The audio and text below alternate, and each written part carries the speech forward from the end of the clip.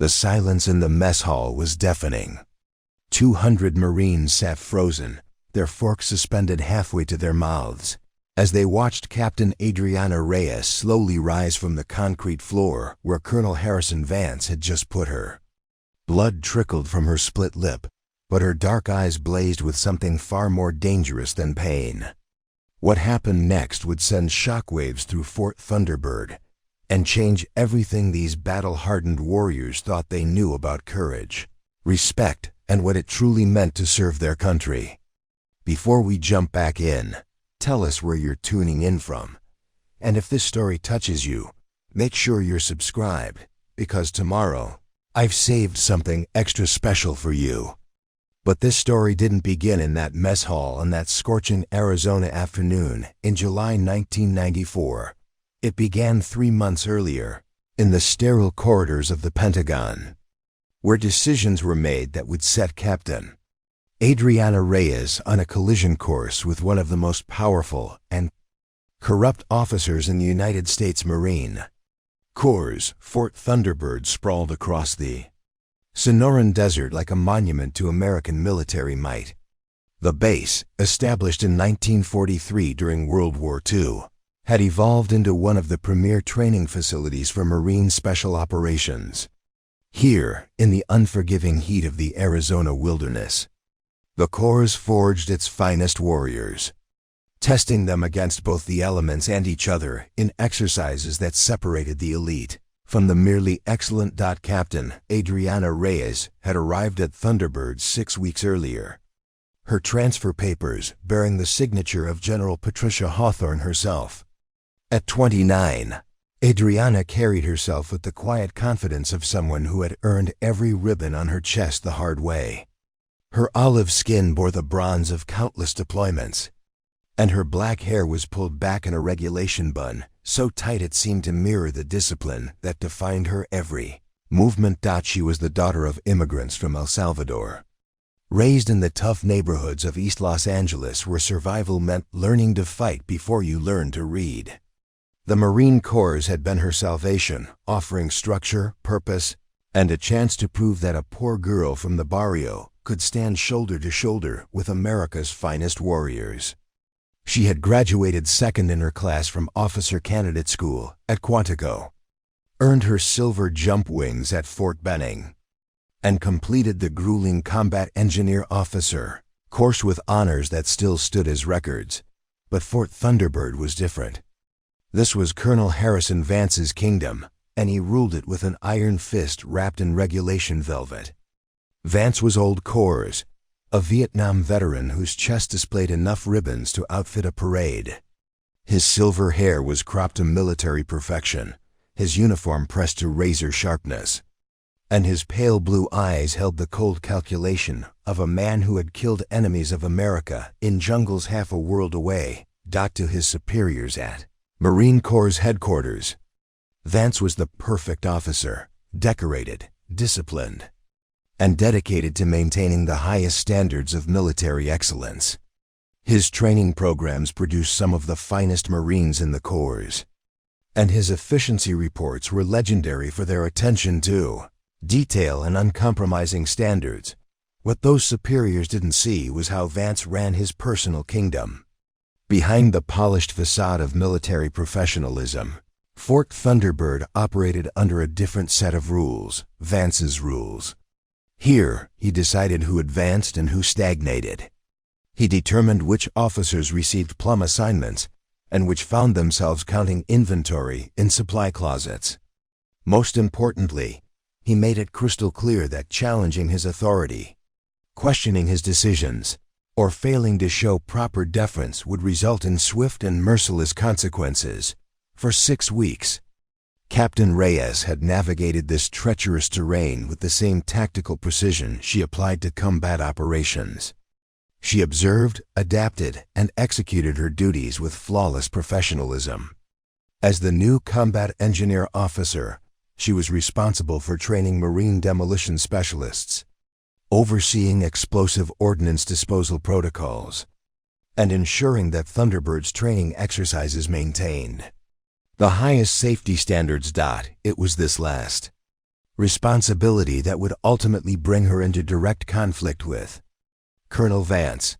The incident that would echo through Marine Corps' history began with what should have been a routine training exercise. Bravo Company, 2nd Battalion was scheduled for advanced demolitions training in the desert ranges east of the main base. The exercise called for Marines to practice breaching fortified positions using C4 plastic explosive, a dangerous but essential skill for modern warfare. Captain Reyes had spent 3 days meticulously planning the exercise, calculating blast radii, establishing safety zones, and coordinating with range control to ensure civilian aircraft would be diverted from the area during the detonations. Her engineering background, honed through 4 years at the Colorado School of Mines before her military career, made her one of the Corps' most knowledgeable experts in controlled demolitions. The night before the exercise, Colonel Vance had summoned her to his office with new orders. The training schedule was being accelerated. What had been planned as a 3-day evolution would be compressed into 8 hours. The safety distances she had calculated would be reduced by 30% to accommodate additional observer positions. Most alarming of all, the exercise would proceed without the standard medical evacuation helicopter on standby, a cost-cutting measure that violated every safety protocol in the Marine Corps' manual. Captain Reyes had respectfully voiced her concerns, citing regulation after regulation that would be violated by these changes. She presented her calculations showing that the reduced safety distances could result in serious injury or death to observers. She explained that without proper medical support, any accident would become a catastrophe. Colonel Vance had listened to her objections with the patience of a predator waiting for prey to exhaust itself. When she finished, he had leaned back in his leather chair and fixed her with those cold blue eyes.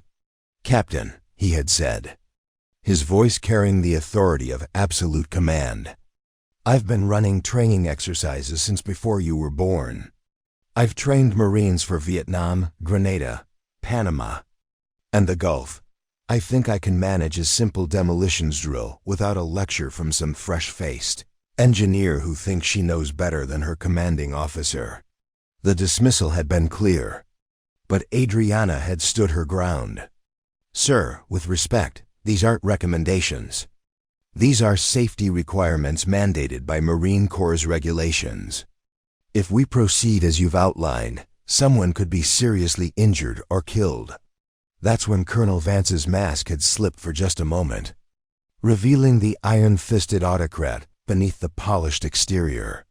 "Captain Reyes," he had said, his voice dropping to a whisper more menacing than any shout, "let me make something very clear to you.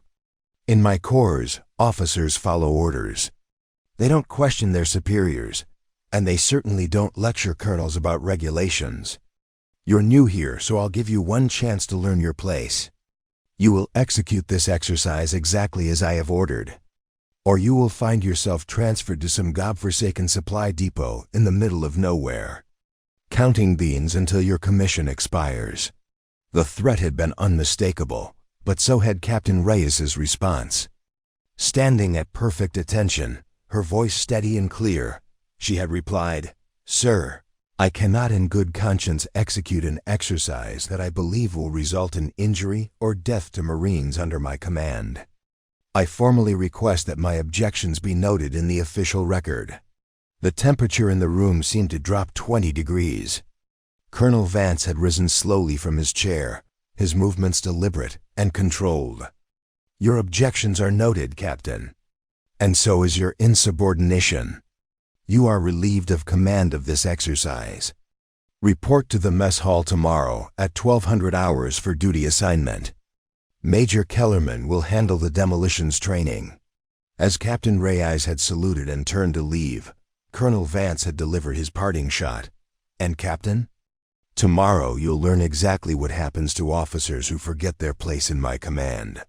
Now, standing in that mess hall 12 hours later, surrounded by 200 Marines who had just witnessed their commanding officer strike a fellow, Marine across the face for daring to speak truth to power. Captain Adriana Reyes understood that this moment would define not just her career, but her entire life. The blood on her lip tasted of copper and determination. Colonel Vance stood before her, his hand still raised from the slap that had echoed through the cavernous space like a gunshot. His pale eyes glittered with the satisfaction of a man who believed he had just put an uppity subordinate firmly in her place. Not what he didn't know was that he had just awakened something in Adriana Reyes that had been forged in the streets of East Los Angeles, tempered in the crucible of Marine training, and honed her razor sharpness by years of proving herself in a world that questioned her right to exist in it. The next 60 seconds would change everything, preparing and narrating.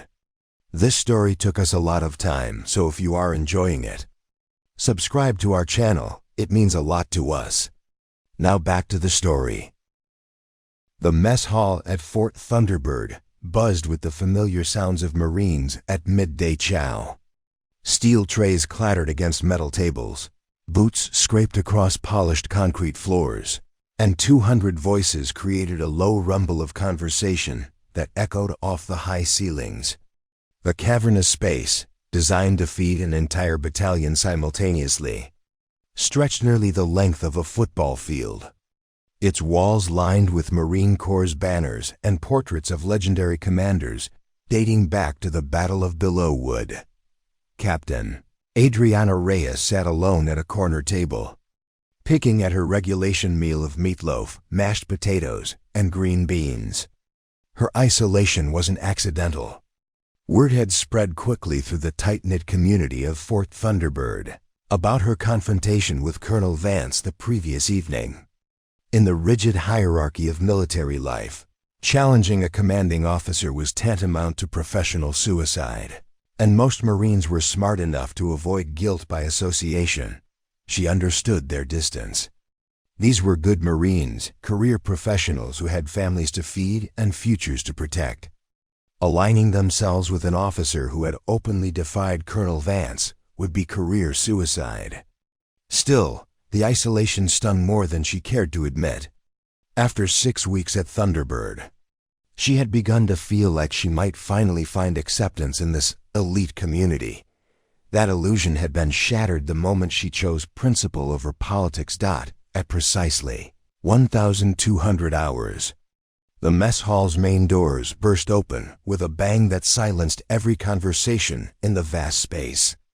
Colonel Harrison Vance strode through the entrance like a conquering general, his polished boots striking the floor with military precision.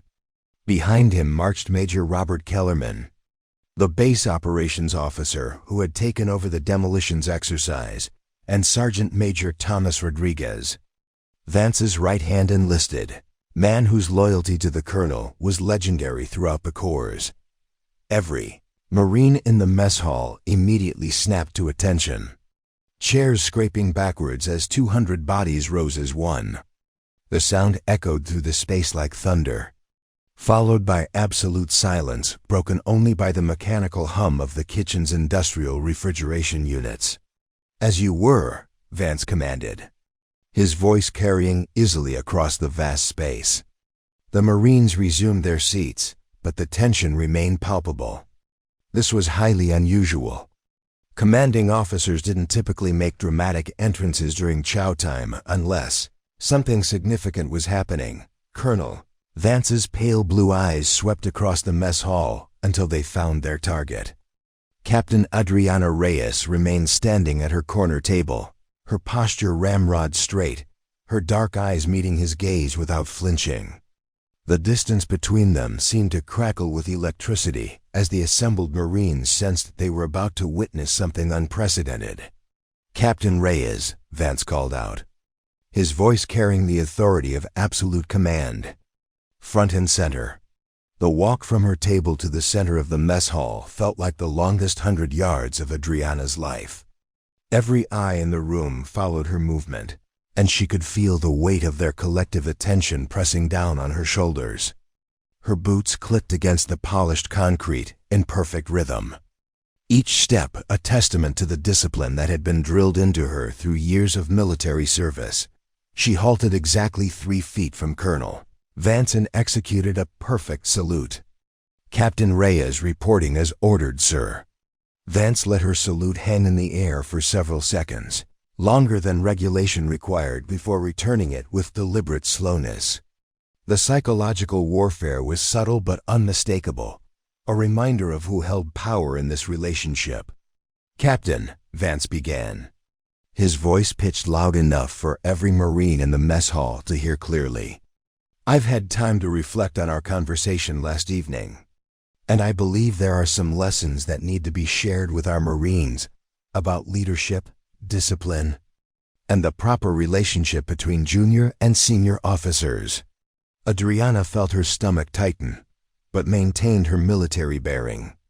Whatever was coming, she would face it with the same courage that had carried her through every challenge in her military career. "You see, Marines," Vance continued, turning slightly to address the assembled audience while keeping Adriana in his peripheral vision, "the strength of our corps depends on absolute respect for the chain of command. When that respect breaks down, when junior officers begin to think they know better than their superiors, the entire foundation of military discipline crumbles." He began to pace in a slow circle around Adriana, forcing her to remain at attention while he moved like a predator circling prey. "Last night, Captain Reyes decided that her judgment was superior to mine. She questioned my orders, lectured me about regulations, and ultimately refused to execute a training exercise as I had directed." Murmurs rippled through the assembled Marines. Refusing a direct order was one of the most serious offenses in the military justice system, potentially resulting in court-martial and dismissal from service.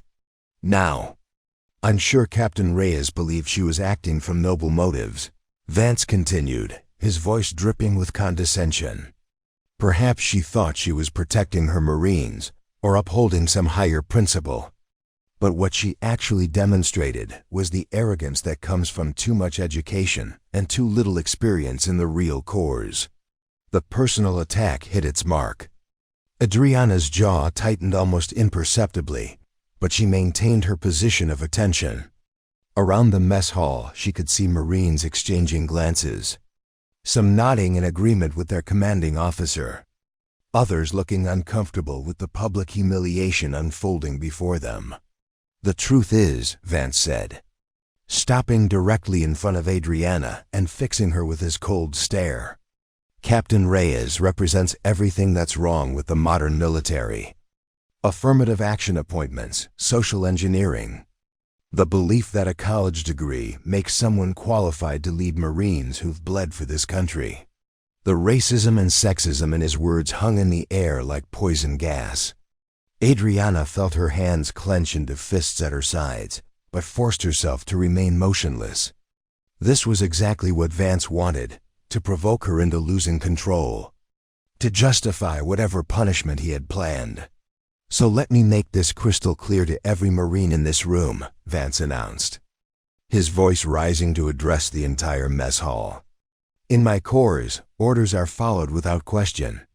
Junior officers show proper respect to their superiors, and anyone who thinks they can challenge my authority will learn the consequences of that decision." He turned back to Adriana, moving so close she could smell the coffee on his breath and see the network of broken capillaries around his nose that spoke of too many years and too much alcohol. "Captain Reyes," he said, his voice dropping to a conversational level, but still audible throughout the silent mess hall. "You wanted to lecture me about regulations last night. You seem to think your engineering degree and your book learning made you qualified to question 25 years of combat experience." Adriana stared straight ahead, focusing on a point on the wall behind Vance's shoulder. She could feel the trap closing around her, but saw no way to escape without compromising her principles or her integrity. "Well, let me give you a lesson about the real corps," Vance continued. "The corps that existed before we started letting every diversity candidate with a college degree wear the uniform.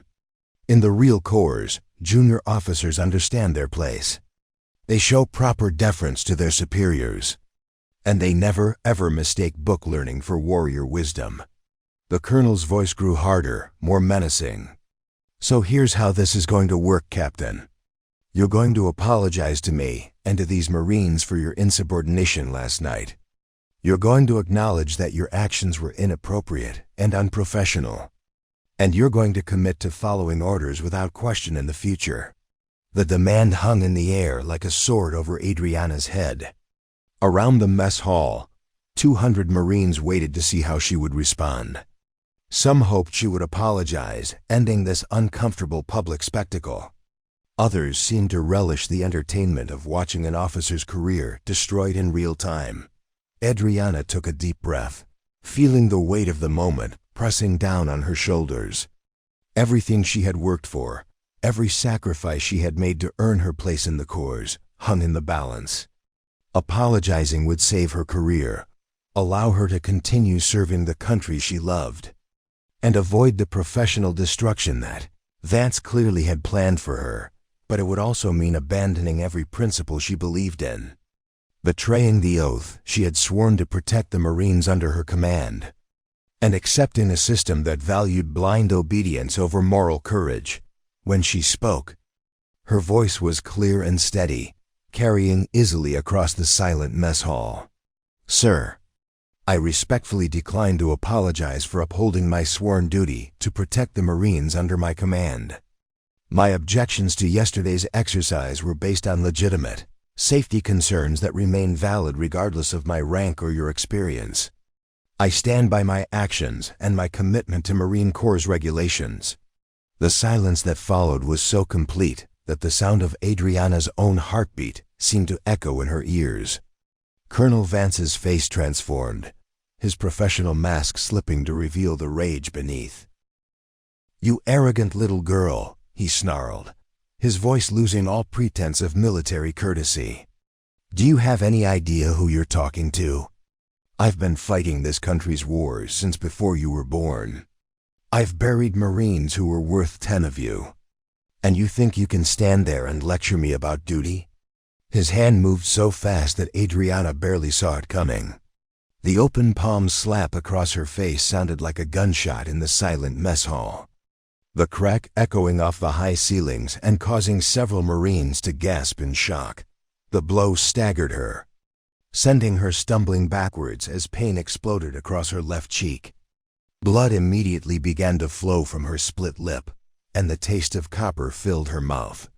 For a moment, the world seemed to spin around her as the shock of what had just happened registered in her mind.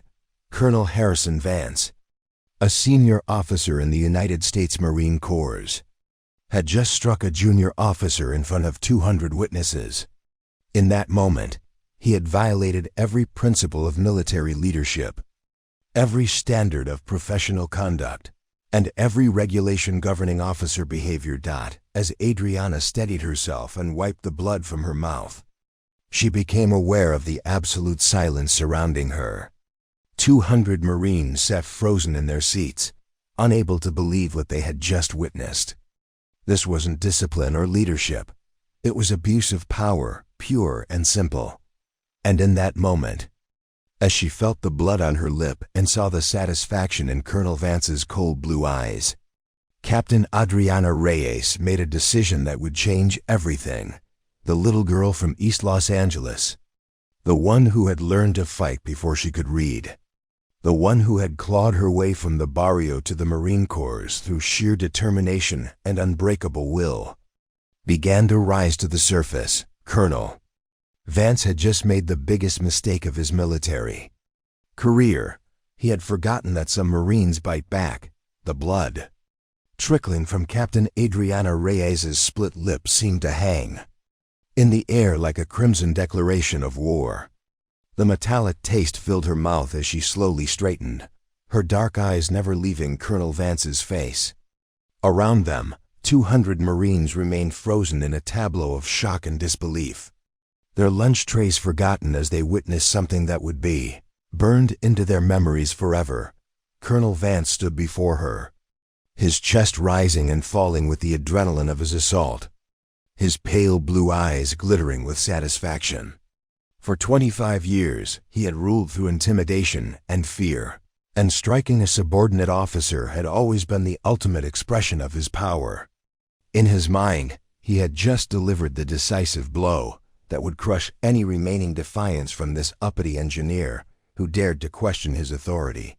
"Now," he said, his voice carrying across the silent mess hall with deadly calm, "perhaps you understand the consequences of insubordination in my command. I trust this lesson will serve you well for whatever remains of your military career." The threat was unmistakable. Vance fully intended to have her court-martialed, drummed out of the corps in disgrace, her commission stripped and her service record forever stained with the mark of a disgraced officer. In his experience, once he broke an officer's spirit, the fight went out of them completely. They would accept their punishment, fade quietly into civilian obscurity, and never again challenge the natural order of military hierarchy. But as Adriana wiped the blood from her mouth with the back of her hand, something shifted in her posture. Her shoulders squared, her spine straightened, and her feet repositioned themselves into a fighting stance so subtle that only someone with combat training would recognize it. The transformation was gradual but unmistakable, like watching a coiled spring slowly compress before release. "Sir," she said, her voice steady despite the blood on her lips, "striking a subordinate officer is a violation of Article 93 of the Uniform Code of Military Justice. Assault upon a junior officer by a senior officer is punishable by court-martial and dismissal from service." A ripple of tension ran through the assembled Marines. Captain Reyes wasn't backing down. Despite being publicly humiliated and physically assaulted, she was quoting regulations and standing her ground. Several Marines exchanged worried glances. Sensing that this confrontation was far from over, Colonel Vance's face darkened with rage. "Are you threatening me, Captain?" "No, sir," Adriana replied, her voice gaining strength with each word. "I'm informing you that your actions have been witnessed by 200 Marines and that I will be filing formal charges through the appropriate channels." The colonel's laugh was harsh and bitter. "Charges? Against me? You naive little girl, do you have any idea who I am? Who my friends are? I've got senators who owe me favors, generals who served under my command, and a service record that makes your pathetic career look like a weekend camping trip." He stepped closer, invading her personal space with the practiced intimidation of a predator who had never met prey that fought back. "You think anyone's going to believe your word against mine? You think the Marine Corps is going to sacrifice a decorated combat veteran for some diversity hire who can't follow orders?" The racial slur hit like a physical blow, but instead of breaking Adriana's resolve, it seemed to fuel something deeper. Her grandmother's voice echoed in her memory. Words spoken in Spanish during the darkest nights of her childhood when the gangs ruled the streets and hope seemed as distant as the stars. "Mia, they will try to make you small. They will try to convince you that you don't belong, that you should be grateful for whatever scraps they throw you. But you are not small. You are not grateful. You are a fighter." "My record speaks for itself, Colonel," Adriana said, her voice carrying a new edge of steel. "Distinguished graduate of the Naval Academy, honor graduate of the basic school, first in my class at Combat Engineer School. I've served with distinction in 3 combat deployments and received 2 Bronze Stars for valor under fire." She paused, letting her credentials sink in before delivering the blow that would expose his greatest weakness. "And unlike some officers, I earned my rank through merit, not political connections." The insult struck home. Colonel Vance's rise through the ranks had been aided by family connections dating back to his grandfather, a World War II general whose influence had opened doors throughout his career. While he was indeed a capable officer, whispers had always followed him about advancement that came too easily, promotions that seemed more political than earned. "You arrogant bitch," he snarled. his military bearing completely abandoned now. "I've had enough of your mouth." His hand rose again, this time clenched in a fist rather than an open palm. The assembled Marines gasped, some starting to rise from their seats as they realized they were about to witness something that crossed every line of military propriety and human decency. But this time, Captain Adriana Reyes was ready. 20-9 years of life had taught her to recognize the signs of impending violence. Growing up in East Los Angeles, where survival meant learning to read body language like a foreign language, she had developed an almost supernatural ability to anticipate an attacker's movements. Her father, before the alcohol and PTSD had consumed him, had been a Golden Gloves boxer who taught her that the secret to winning a fight wasn't strength or size. It was timing and leverage. As Colonel Vance's fist began its downward arc toward her face, time seemed to slow. Adriana's military training merged seamlessly with the street fighting skills that had kept her alive during her teenage years. Her left hand shot up to intercept his wrist, fingers wrapping around it with surprising strength. Simultaneously, her right hand grabbed his elbow, controlling the joint while her body pivoted beneath his extended arm. The technique she employed was textbook close-quarters combat, the kind taught to Special Operations Forces for disarming opponents in confined spaces. But it was also something more primal, the muscle memory of a girl who had learned to defend herself against predators long before she ever heard of military discipline or chain of command. With a sharp, decisive motion, she twisted Colonel Vance's arm while applying upward pressure against his elbow joint. The physics were simple and brutal. The human arm wasn't designed to bend in that direction, and the leverage created by her technique multiplied her strength exponentially. The crack of breaking bone echoed through the mess hall like a gunshot, followed immediately by Vance's scream of agony. His knees buckled as pain shot through his nervous system, and he found himself driven to the floor by the precise application of force against his compromised joint. 200 Marines erupted from their seats simultaneously, chairs crashing backward as they surged to their feet in shock and amazement. The sound was thunderous, a combination of scraping metal, shouted exclamations, and the collective gasp of witnesses to something unprecedented in Marine Corps' history. Colonel Harrison Vance, the decorated combat veteran who had ruled Fort Thunderbird with an iron fist for 3 years, knelt on the polished concrete floor, clutching his shattered wrist while a captain he had just assaulted stood over him with military bearing intact and blood still fresh on her lip. "Medical assistance required in the mess hall," Adriana announced calmly, her voice cutting through the chaos with command authority. "Senior officer down with possible fracture to the right wrist." The clinical precision of her announcement stood in stark contrast to the violence that had just unfolded. While Colonel Vance writhed in pain and shock, Captain Reyes had already resumed her military bearing, standing at parade rest, as if she hadn't just broken her commanding officer's arm in front of the entire battalion.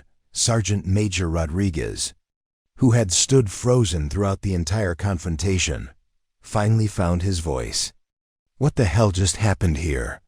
he demanded, his loyalty to Vance warring with his duty to maintain order. "Colonel Vance attempted to strike me with a closed fist," Adriana replied matter-of-factly. "I defended myself using minimum necessary force to neutralize the threat, as authorized under Marine Corps regulations governing self-defense." Major Kellerman, who had been standing beside Vance throughout the confrontation, looked between his writhing commanding officer and the calm captain with obvious confusion. This wasn't how these situations were supposed to unfold. Junior officers were supposed to accept punishment, not fight back with deadly efficiency. "Captain Reyes," he stammered, "you just..." "Colonel Vance is..." Colonel Vance assaulted a subordinate officer in front of 200 witnesses. Adriana interrupted, her voice carrying clearly across the now silent mess hall. "He then attempted to escalate that assault to serious bodily harm." I defended myself as any Marine has the right to do when facing unlawful violence. The legal framework she was laying out was flawless. Under both military and civilian law, she had been the victim of assault and had every right to defend herself. The fact that her attacker outranked her was irrelevant under the law. No officer, regardless of rank, had the authority to physically assault a subordinate, but law and military reality were often two different things. Captain Adriana Reyes had just crossed a line that most officers never even approached. She had physically defeated her commanding officer in public, humiliated him in front of his entire command, and exposed him as both an abuser of power and someone who couldn't back up his intimidation with actual fighting skill. As medical personnel rushed into the mess hall and began treating Colonel Vance's injury, Adriana realized that her life as she knew it was over. There would be investigations, courts-martial, congressional inquiries, and media attention. Her military career hung in the balance, and powerful enemies would line up to destroy her for the crime of refusing to accept abuse. But as she looked around the mess hall at the faces of 200 Marines, some shocked, some admiring, some fearful, but all of them looking at her with a new kind of respect, Captain Adriana Reyes felt something she hadn't experienced since her childhood, the satisfaction of standing up to a bully and winning. The blood on her lip had dried now, but the taste of victory was just beginning. The aftermath of violence has its own unique silence. As the medical team worked frantically over Colonel Vance's shattered wrist, applying a temporary splint and preparing him for transport to the base hospital, Captain Adriana Reyes found herself standing in the eye of a storm that was only beginning to form. The 200 Marines who had witnessed the confrontation remained in their seats, but their stillness carried the electric tension of a crowd waiting for the next explosion. Within minutes, the mess hall doors burst open again as military police flooded the space. Staff Sergeant Michael Torres led the team, his face grim as he surveyed the scene before him. A decorated veteran of Desert Storm, Torres had seen his share of military crises, but nothing had prepared him for this. A colonel being loaded onto a stretcher while a captain stood calmly at attention nearby, blood still visible on her uniform. "Nobody moves," Torres announced, his voice carrying the authority of someone accustomed to controlling chaotic situations. "This is now a crime scene under investigation." The words sent a chill through Adriana's spine. Crime scene.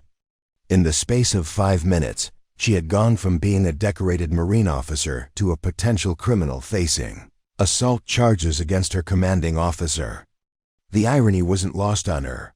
She was the victim of assault. Yet military protocol demanded that she be treated as the perpetrator until proven otherwise. "Captain Reyes," Torres approached her with the measured steps of someone defusing a bomb. "I need you to place your hands behind your back." "Sergeant Torres," she replied calmly, "before you proceed, I need to inform you that I was the victim of assault by Colonel Vance. I acted in self-defense as authorized under Article 51 of the Uniform Code of Military Justice." Torres paused, his handcuffs halfway out of his belt. This wasn't the response he had expected from someone who had just broken her commanding officer's wrist. Most perpetrators in military assault cases either broke down in tears, claimed it was an accident, or attempted to justify their actions with emotional outbursts. Captain Reyes was calmly citing legal regulations as if she were giving a briefing on proper procedures. "Ma'am, I understand your position," Torres replied carefully, "but I have to follow protocol. There's been a serious injury to a senior officer. Until the investigation is complete, I need to secure all parties involved." Before Torres could proceed with the arrest, another voice cut through the tension. "Sergeant Torres, stand down." Brigadier General Patricia Hawthorne entered the mess hall like a force of nature contained in a perfectly pressed uniform. At 52, she was one of the highest-ranking women in the Marine Corps, a combat veteran who had earned her stars through sheer competence and uncompromising integrity. Her presence immediately shifted the dynamics of the entire room, even the medical team. Working on Vance glanced up nervously as she approached. General Hawthorne's steel gray hair was cropped in a regulation cut that emphasized her sharp cheekbones and penetrating blue eyes.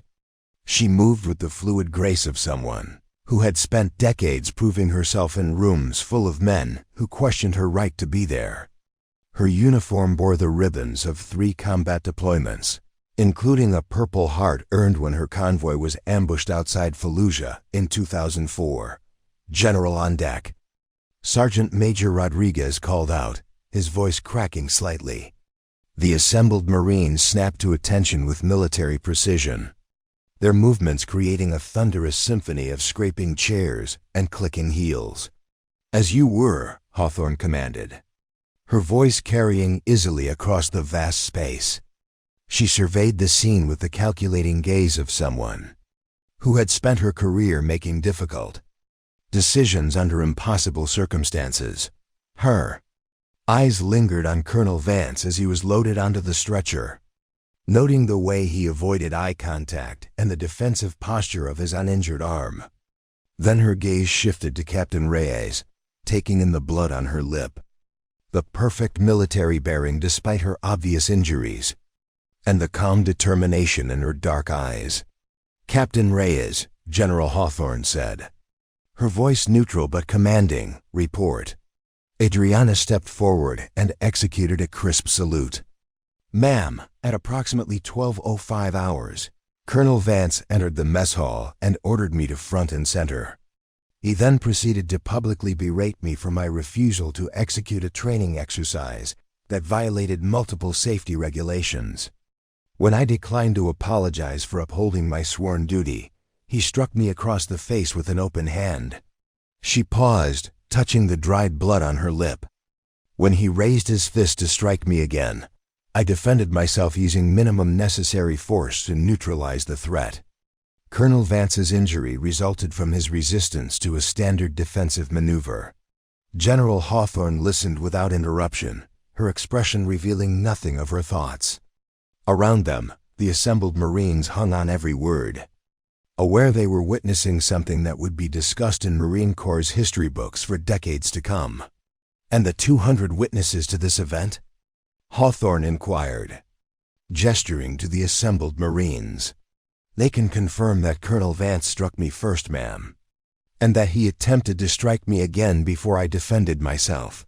The general turned to Sergeant Major Rodriguez, who had been standing awkwardly nearby, clearly torn between loyalty to his commanding officer and the evidence of his own eyes. "Sergeant Major, is Captain Reyes's account accurate?" Rodriguez shifted uncomfortably, aware that his answer would either corroborate or contradict his commanding officer.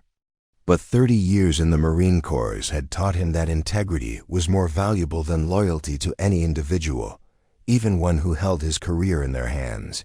"Yes, ma'am," he replied reluctantly. "Colonel Vance did strike Captain Reyes first. The captain only acted when the colonel raised his fist to strike her again." A murmur ran through the assembled Marines. Their own sergeant major had just confirmed that their commanding officer had committed assault, and that Captain Reyes had been justified in her response. General Hawthorne nodded slowly, her mind clearly processing the implications. "Staff Sergeant Torres, you will not be arresting Captain Reyes. She will remain in my custody pending a full investigation." "Ma'am," Torres replied, relief evident in his voice. The last thing he had wanted was to arrest an officer who appeared to be the victim rather than the perpetrator. The general turned her attention back to Adriana, her expression softening almost imperceptibly. "Captain, you're relieved of duty pending investigation. Report to my temporary quarters at 1600 hours. We have much to discuss." As the medical team wheeled Colonel Vance from the mess hall, he managed to catch Adriana's eye. The look he gave her was pure hatred, the rage of a man who had been publicly humiliated and physically defeated by someone he considered beneath him. In that moment, she realized that regardless of how the investigation concluded, Harrison Vance would spend the rest of his life plotting her destruction. The general's voice cut through her thoughts. All personnel not directly involved in this incident will return to normal duties. What happened here today will be fully investigated through proper channels. Until then, I don't want to hear so much as a whisper of gossip or speculation from anyone in this command. The dismissal was clear, and Marines began filing out of the mess hall in small groups, their conversations muted but intense. They had just witnessed something unprecedented in military experience, and the implications would ripple through Fort Thunderbird for months to come. As the crowd thinned, General Hawthorne approached Adriana directly. "Walk with me, Captain." They moved toward a corner of the mess hall that offered relative privacy, though Adriana was acutely aware that dozens of eyes still tracked their movement. 26 years in the Corps," Hawthorne said quietly, "and I've never seen anything quite like what just happened here." "Ma'am, I realize the situation is unprecedented. But, Captain," the general interrupted gently, "let me be clear about something. In my experience, officers who challenge commanding officers publicly usually do so because they're grandstanding, insubordinate, or seeking attention." Adriana's heart sank. This sounded like the beginning of a lecture about military discipline and the importance of chain of command. "However," Hawthorne continued, "I've also learned that when an engineer with your record and reputation takes such a dramatic stand, there's usually something significant behind it." She studied Adriana's face carefully. "The training exercise you refuse to authorize. Tell me about the safety concerns." For the next 10 minutes, Adriana outlined her objections to the modified demolitions exercise, citing specific regulations, safety calculations, and the potential for catastrophic injury. General Hawthorne listened without interruption, occasionally nodding as technical details confirmed her own understanding of explosives protocols. "You're right," the general said finally. "The exercise as Vance described it would have been criminally negligent. The question is why a combat veteran with his experience would order something so dangerous." The implication hung in the air between them. Colonel Vance's behavior suggested something more troubling than simple negligence. It pointed toward either gross incompetence or deliberate recklessness that could have gotten Marines killed. "Captain Reyes," General Hawthorne said, her voice taking on a new gravity, "I suspect this incident is going to reveal some very uncomfortable truths about how Fort Thunderbird has been operating. Are you prepared for what that investigation might uncover?" Adriana met her gaze steadily. "Ma'am, I'm prepared to face whatever consequences come from standing up for my Marines and upholding my oath." For the first time since entering the mess hall, General Hawthorne smiled. It was a small expression, barely visible, but it transformed her entire bearing from stern authority figure to something approaching maternal pride. "Good," she said quietly, "because I have a feeling you're going to need every ounce of that courage in the days ahead." General Hawthorne's temporary quarters occupied the top floor of Fort Thunderbird's administrative building, a sparse but functional office that had been hastily converted for her use during the investigation. The afternoon sun streamed through Venetian blinds, casting geometric patterns across military-issued furniture and creating an atmosphere that felt both official and oddly intimate. Captain Adriana Reyes arrived precisely at 1600 hours, her uniform immaculate despite the morning's violence. She had spent the intervening hours in her quarters, fielding concerned calls from fellow officers and trying to process the magnitude of what had transpired. Word of the mess hall incident had spread through Fort Thunderbird like wildfire, and she could feel the weight of 200 pairs of eyes whenever she ventured into public spaces. "Enter," came General Hawthorne's voice in response to her knock. Adriana stepped inside to find the general seated behind a government issue desk, several thick folders spread before her. The nameplate read, Brigadier General Patricia M. Hawthorne. But what caught Adriana's attention was the personal photograph positioned Carefully beside it, a younger version of the general in combat gear, surrounded by a squad of Marines in what appeared to be a Middle Eastern desert. At ease. "Captain," Hawthorne said, without looking up from the documents. "Please, take a seat." Adriana settled into the metal chair across from the desk, noting the general's deliberate focus on the paperwork before her. The silence stretched for nearly a minute before Hawthorne finally closed the folder she had been reading and looked up with those penetrating blue eyes. "Your service record makes for fascinating reading." "Captain Reyes," the general began, her voice neutral but thoughtful. "Distinguished graduate of the Naval Academy. Despite entering with academic credentials that most guidance counselors would have considered insufficient for a state university, much less Annapolis." The observation wasn't accusatory, but it carried an undertone of curiosity that made Adriana shift slightly in her chair. Her path to the Naval Academy had been anything but traditional, a combination of exceptional test scores, athletic ability, and a congressional nomination that had surprised everyone, including herself. "I had excellent mentors, ma'am," Adriana replied carefully.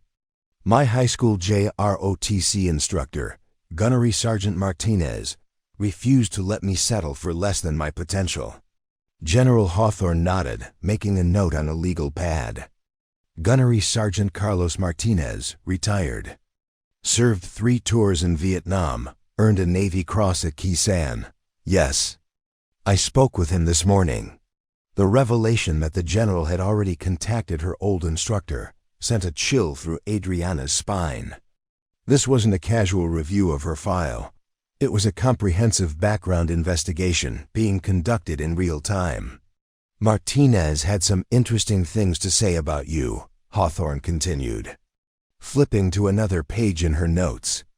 "Brilliant tactical mind, unshakable integrity, and a tendency to place mission accomplishment above personal advancement. He also mentioned that you never spoke about your family or your childhood, even after 2 years in his program." The probing statement hung in the air like a challenge. Adriana had spent years perfecting the art of deflecting personal questions, redirecting conversations away from the painful details of her past. But sitting across from General Hawthorne, she sensed that evasion would not be tolerated. "My childhood isn't relevant to my performance as a Marine officer." "Ma'am," she replied, her voice steady but guarded, "isn't it?" Hawthorne leaned back in her chair, studying Adriana with the intensity of someone trying to solve a complex puzzle. "Because from where I sit, it seems entirely relevant. A girl from one of the toughest neighborhoods in Los Angeles finds her way to the Naval Academy, excels academically and militarily, and builds a reputation for refusing to compromise her principles regardless of personal cost." The general paused, letting the observation settle. "That kind of moral courage doesn't develop in a vacuum, Captain. It's forged by experience, usually the kind of experience that leaves scars." The word scars seemed to echo in the small office, and Adriana felt her protective walls beginning to crack under the general's relentless but gentle pressure. She had spent years compartmentalizing her past, treating her childhood as classified information that had no bearing on her military identity. "Ma'am, with respect, I don't see how my personal history relates to today's incident."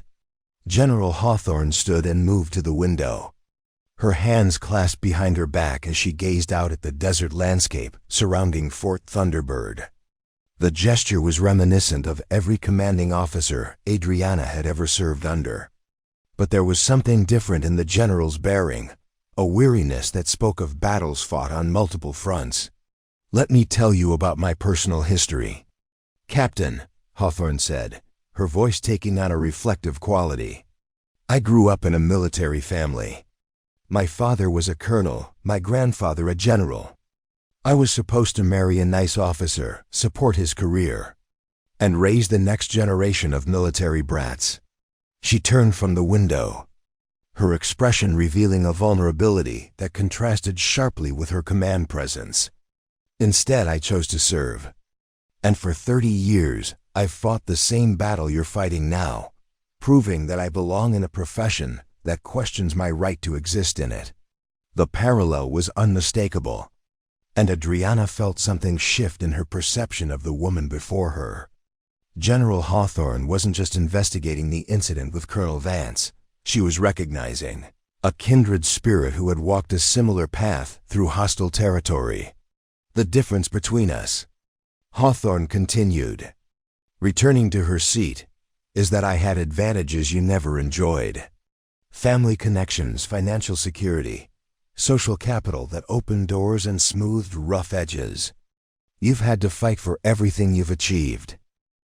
The observation was so accurate, it felt like a physical blow.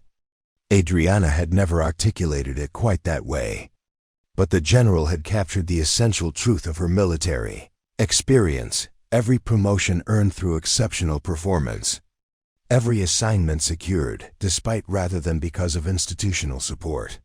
Ma'am, I've never asked for special consideration based on my background.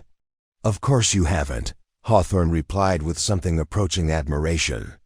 Because you understand intuitively what it took me years to learn, that the moment we ask for accommodation or exception, we validate every prejudice about why we don't belong. The general leaned forward, her voice becoming more direct. But here's what I've learned that you haven't figured out yet, Captain. Sometimes the institution needs us more than we need it. Sometimes our different perspectives, our hard-won wisdom, our refusal to accept the unacceptable, sometimes those qualities are exactly what the Corps requires to valve and improve. She gestured to the folders spread across her desk. Colonel Vance's training records show a pattern of increasingly reckless exercises over the past 18 months. Safety violations that were overlooked, incident reports that were filed but not investigated, complaints from subordinates that were dismissed or buried. The revelation hit Adriana like a physical blow. Ma'am, are you saying this wasn't an isolated incident? I'm saying that what happened in that mess hall today was the inevitable result of a command climate that prioritized image over substance, loyalty over competence, and personal authority over institutional integrity. Hawthorne's voice carried a cold anger that made the temperature in the room seem to drop. She opened another folder, revealing what appeared to be medical records. 3 Marines have been seriously injured in training exercises under Vance's command in the past year. Each incident was ruled accidental, each investigation was perfunctory, and each report was filed away without meaningful follow-up. The implications were staggering. Colonel Vance hadn't just been incompetent, he had been criminally negligent, putting Marines at risk to serve his own ego and reputation. The demolitions exercise you refused to authorize? Hawthorne continued. It would have been the 4th, possibly the fatal 4th. Adriana felt the weight of that statement settling on her shoulders like a physical burden. Her refusal to compromise safety standards hadn't just been about following regulations. It had potentially saved lives. Why wasn't this information available before today? She asked, her mind racing through the implications. Because Colonel Vance had powerful friends who protected him. And because the system is designed to give commanding officers tremendous latitude in how they operate their commands. The general's expression hardened. And because sometimes good Marines keep quiet about bad leaders, hoping the problem will solve itself. The criticism was gentle but clear. Adriana thought about the Marines who had served under Vance, the subtle signs of fear and resentment she had observed during her 6 weeks at Thunderbird. How many had suspected something was wrong, but lacked the courage or authority to act? What you did today, Captain, Hawthorne continued, was break that cycle of silent complicity. You forced a reckoning that should have happened months ago. She stood again, moving around the desk to sit on its edge, reducing the formal distance between them. But I need to understand something before we proceed. When you refused to apologize to Colonel Vance, when you stood your ground despite knowing it would destroy your career, what were you really fighting for?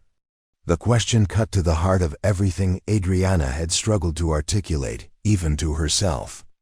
She thought about the Marines who would have participated in that deadly exercise. The young enlisted personnel who trusted their officers to keep them safe. The families who had sent their sons and daughters to serve their country with the expectation that they would return home. I was fighting for the idea that some things are more important than career, advancement, or personal comfort, she said finally. For the principle that Marines deserve leaders who will protect them, even from other Marines. For the belief that doing what's right matters more than doing what's easy. General Hawthorne nodded slowly. And for the first time since entering the office, Adriana saw something that looked like approval in those penetrating blue eyes. Good, the general said simply. Because what I'm about to tell you is going to test every one of those principles. She returned to her chair and opened the thickest folder on her desk, revealing what appeared to be organizational charts and personnel files. Captain Reyes. Colonel Vance wasn't operating in isolation. The training irregularities, the safety violations, the pattern of negligence, they were all part of a broader culture at Fort Thunderbird that prioritized appearance over substance. Adriana felt her stomach tighten as the implications became clear.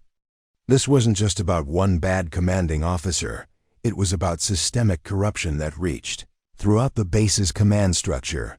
How many officers are involved? She asked, her voice barely above a whisper. That, General Hawthorne replied, is what we're going to find out together. The evidence room in Fort Thunderbird's headquarters building felt like a mausoleum of military secrets. Filing cabinets lined the walls from floor to ceiling, each drawer meticulously labeled with dates, case numbers, and classification levels. The fluorescent lights cast harsh shadows across metal surfaces, creating an atmosphere that seemed designed to discourage casual browsing of sensitive materials.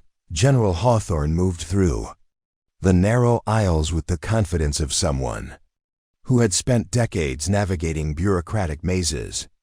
She pulled files with practiced efficiency, each selection adding another piece to a puzzle that was becoming increasingly disturbing in its scope and implications. Training incident reports from the past 2 years, she explained, placing a thick manila folder on the central table. Medical records from Marines injured during exercises under Colonel Vance's command. Financial audits of base operations. Personnel transfers that seemed unusually sudden or poorly explained. Captain Adriana Reyes studied the growing pile of documentation with growing unease. What had initially appeared to be an isolated incident of command abuse was revealing itself as something far more systematic and troubling. The pattern becomes clear when you examine it chronologically. General Hawthorne continued, opening the first file. Lieutenant James Morrison, November 1993, severe burns during a live fire, exercise when safety protocols were modified at the last minute. The official report blamed equipment malfunction. She turned several pages, revealing photographs that made Adriana wince. The young lieutenant's injuries were extensive, requiring multiple skin grafts and ending his military career before it had truly begun. Corporal Sarah Henderson, February 1994, traumatic brain injury during a combat simulation, when approved safety distances were reduced by 40%. Official cause, inadequate briefing of safety procedures. Another file, another career destroyed. Corporal Henderson's medical records showed cognitive impairment that would affect her for the rest of her life. All because someone had decided that realistic training was more important than Marine safety. Sergeant Michael Wu, April 1994, spinal injury during an obstacle course run that had been modified to increase difficulty without corresponding safety upgrades. Official finding: Marine error due to insufficient physical conditioning. The pattern was unmistakable and sickening. Each incident followed the same template: unauthorized modifications to established safety protocols. Serious injuries that should have triggered comprehensive investigations. and official findings that blamed equipment failure or marine error rather than acknowledging command negligence. "Ma'am," Adriana said, her voice tight with controlled anger, "these injuries were entirely preventable. The safety regulations exist specifically to prevent these kinds of incidents." "Correct," General Hawthorne replied grimly, which raises the question of why an experienced officer like Colonel Vance would consistently ignore established protocols, and why his superiors allowed this pattern to continue unchecked. She opened another file, this one containing financial records rather than medical reports. Fort Thunderbird has received increased funding over the past 18 months for what the Pentagon classified as innovative training methodologies.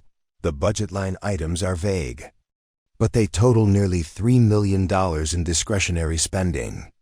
Adriana studied the financial documents, her engineering background helping her parse the complex accounting structures.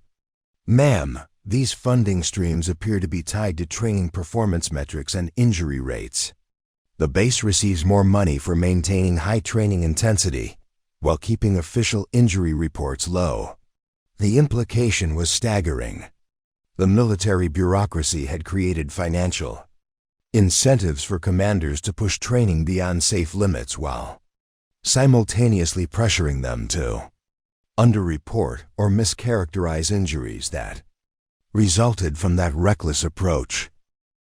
She pulled out a personnel file marked with a red classification stamp. Major David Chun, former executive officer under Colonel Vance, requested transfer to Okinawa in January 1994. Citing irreconcilable differences with command philosophy, his transfer request was approved with unusual speed. Adriana recognized the name from her briefings when she arrived at Fort Thunderbird. Major Chun had been spoken of in whispers, a competent officer who had left under mysterious circumstances that no one seemed willing to discuss openly. Did Major Chun file any formal complaints before his transfer? She asked. "That's where things get interesting," General Hawthorne replied, opening another folder. Chun submitted a detailed report outlining safety concerns and recommending immediate suspension of modified training protocols. The report was filed with base headquarters and acknowledged by Colonel Vance's immediate superior. She paused, letting the implications sink in. 3 days later, Chun received orders for immediate transfer. His report was classified above his replacement's clearance level, effectively burying his recommendations. The scope of the conspiracy was becoming clear. This wasn't just about Colonel Vance operating as a rogue commander. He had been enabled and protected by a chain of command that valued funding and political optics over marine safety. Who was Colonel Vance's immediate superior when Major Chun filed his report? Adriana asked, though she suspected she already knew the answer. Colonel William Richter, now Brigadier General Richter, currently serving as Deputy Commander of Marine Forces West. General Hawthorne's expression was grim.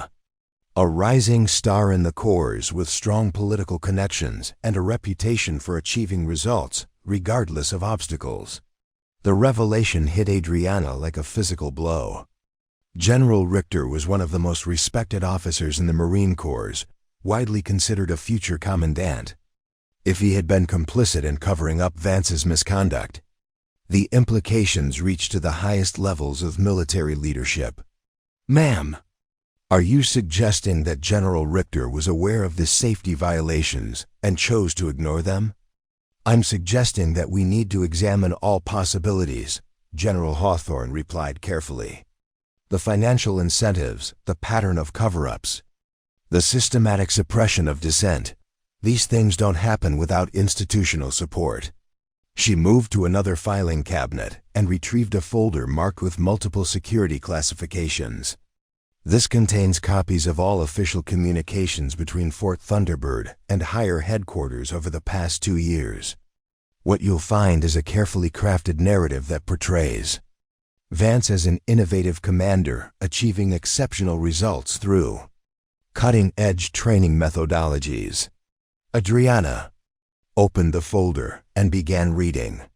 The reports were masterfully written, emphasizing improved readiness scores, reduced training time, and enhanced combat effectiveness.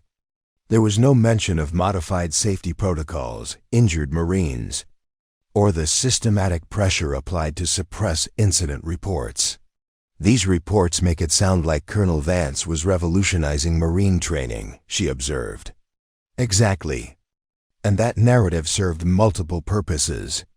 It justified increased funding, enhanced Vance's reputation as an innovative leader, and provided political cover for anyone who might have questioned his methods. General Hawthorne sat down across from Adriana, her expression conveying the weight of decades spent navigating military politics. What you stumbled into yesterday wasn't just one bad commander losing his temper.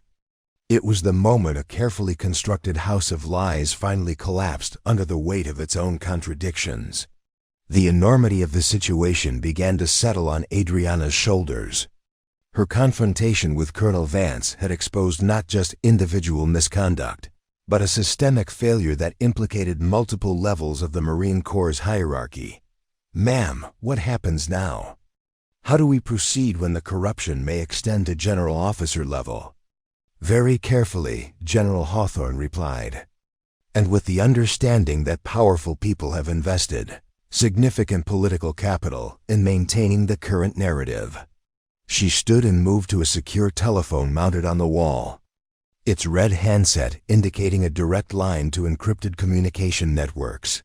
There's someone you need to speak with, she said, lifting the handset and dialing a number from memory. Someone who's been fighting this same battle from a different angle.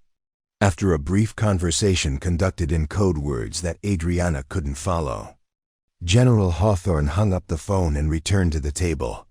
Captain, there's a congressional investigation that's been quietly examining military training casualties across all services. The investigator heading that inquiry has been trying to access records from Fort Thunderbird for 6 months, only to be blocked by classification restrictions and administrative delays. She paused, studying Adriana's face carefully. What happened in that mess hall yesterday may have provided the opening she's been looking for. But testifying before Congress about military misconduct isn't something any officer undertakes lightly. The choice before Adriana was becoming clear. She could accept whatever administrative punishment resulted from her confrontation with Colonel Vance, take her lumps, and attempt to rebuild her career elsewhere. Or she could become the catalyst for exposing the conspiracy that reached into the highest levels of military leadership, knowing that doing so would make her powerful enemies throughout the Corps. Who is the congressional investigator? She asked. Representative Maria Santos, House Armed Services Committee. Former prosecutor, former Marine JAG officer, and someone who doesn't back down from institutional pressure. General Hawthorne opened one final file, this one containing newspaper clippings and congressional hearing transcripts.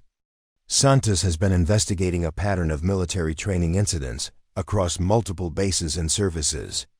She's documented cases remarkably similar to what we've uncovered here, but she's needed a witness willing to testify about the systematic nature of the cover-ups. She looked directly at Adriana, her blue eyes conveying both respect and concern. Captain, I need you to understand something clearly. If you agree to cooperate with the congressional investigation, your military career, as you've known, will be over.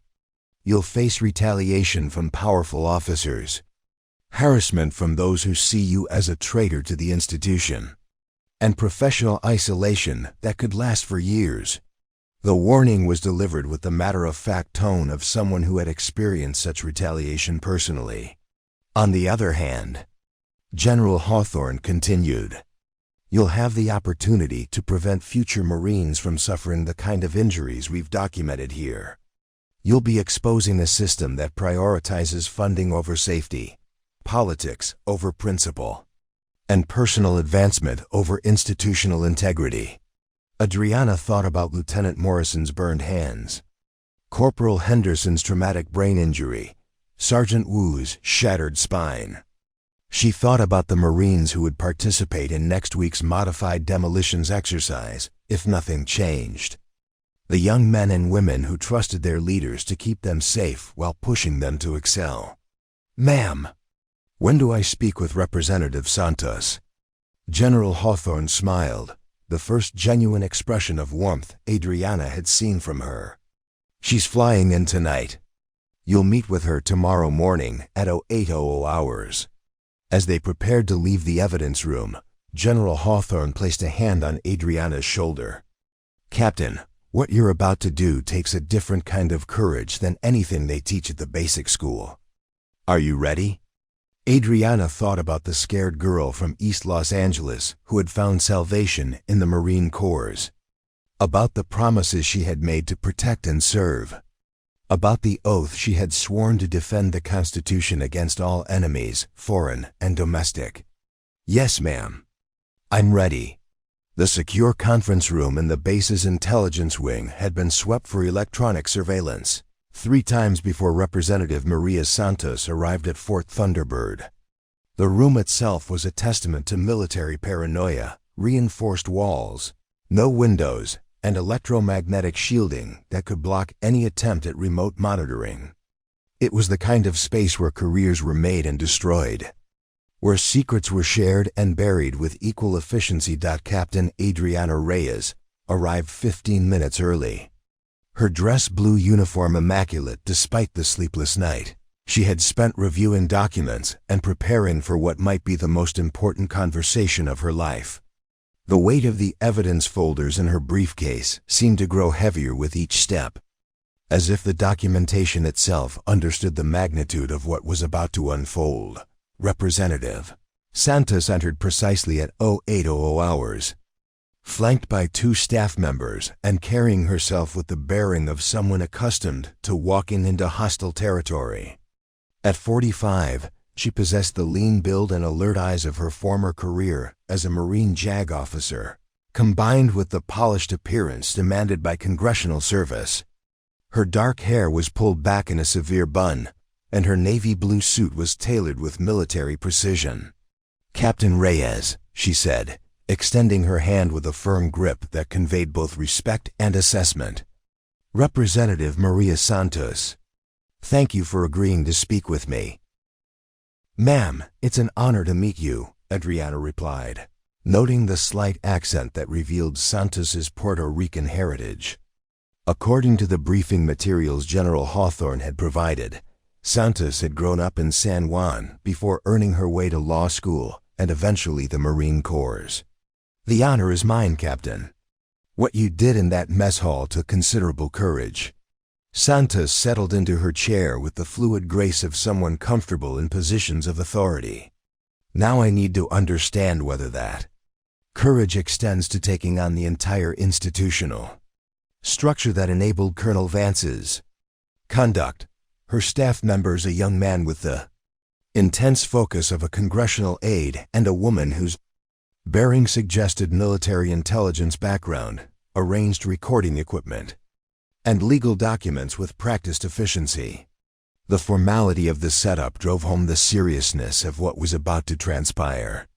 "Before we begin," Santos continued, "I need you to understand that this conversation is being recorded and that your testimony may become part of official congressional proceedings. You have the right to legal representation, and anything you say here could potentially be used in military or civilian court proceedings." The Miranda-style warning sent a chill through Adriana's spine.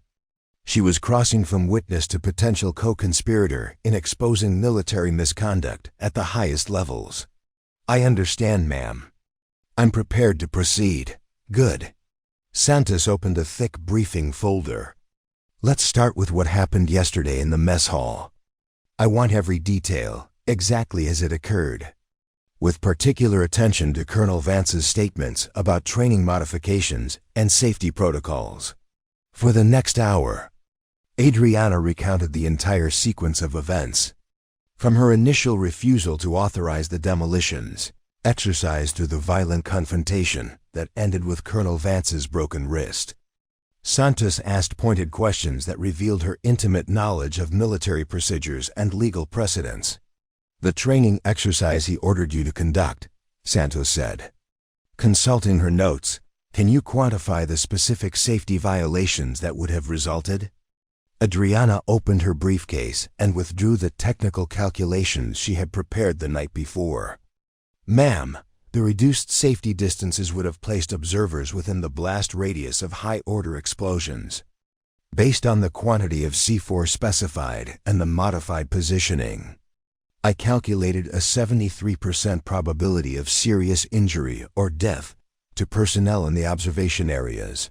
The precision of her analysis seemed to impress Santos, who made detailed notes while her staff members exchanged meaningful glances. "And Colonel Vance's response when you presented these calculations?" "He dismissed them as irrelevant, stating that he had been conducting training exercises since before I was born and didn't need lectures from a fresh-faced engineer." Adriana paused, remembering the condescension in Vance's voice. "He made it clear that my objections were viewed as insubordination rather than legitimate safety concerns." Santos leaned forward, her expression intensifying. "Captain, I've been investigating similar incidents at 7 other military installations over the past 18 months. The pattern is remarkably consistent: modified safety protocols, increased injury rates, and systematic suppression of incident reports." She opened another folder, revealing photographs that made Adriana's stomach clench.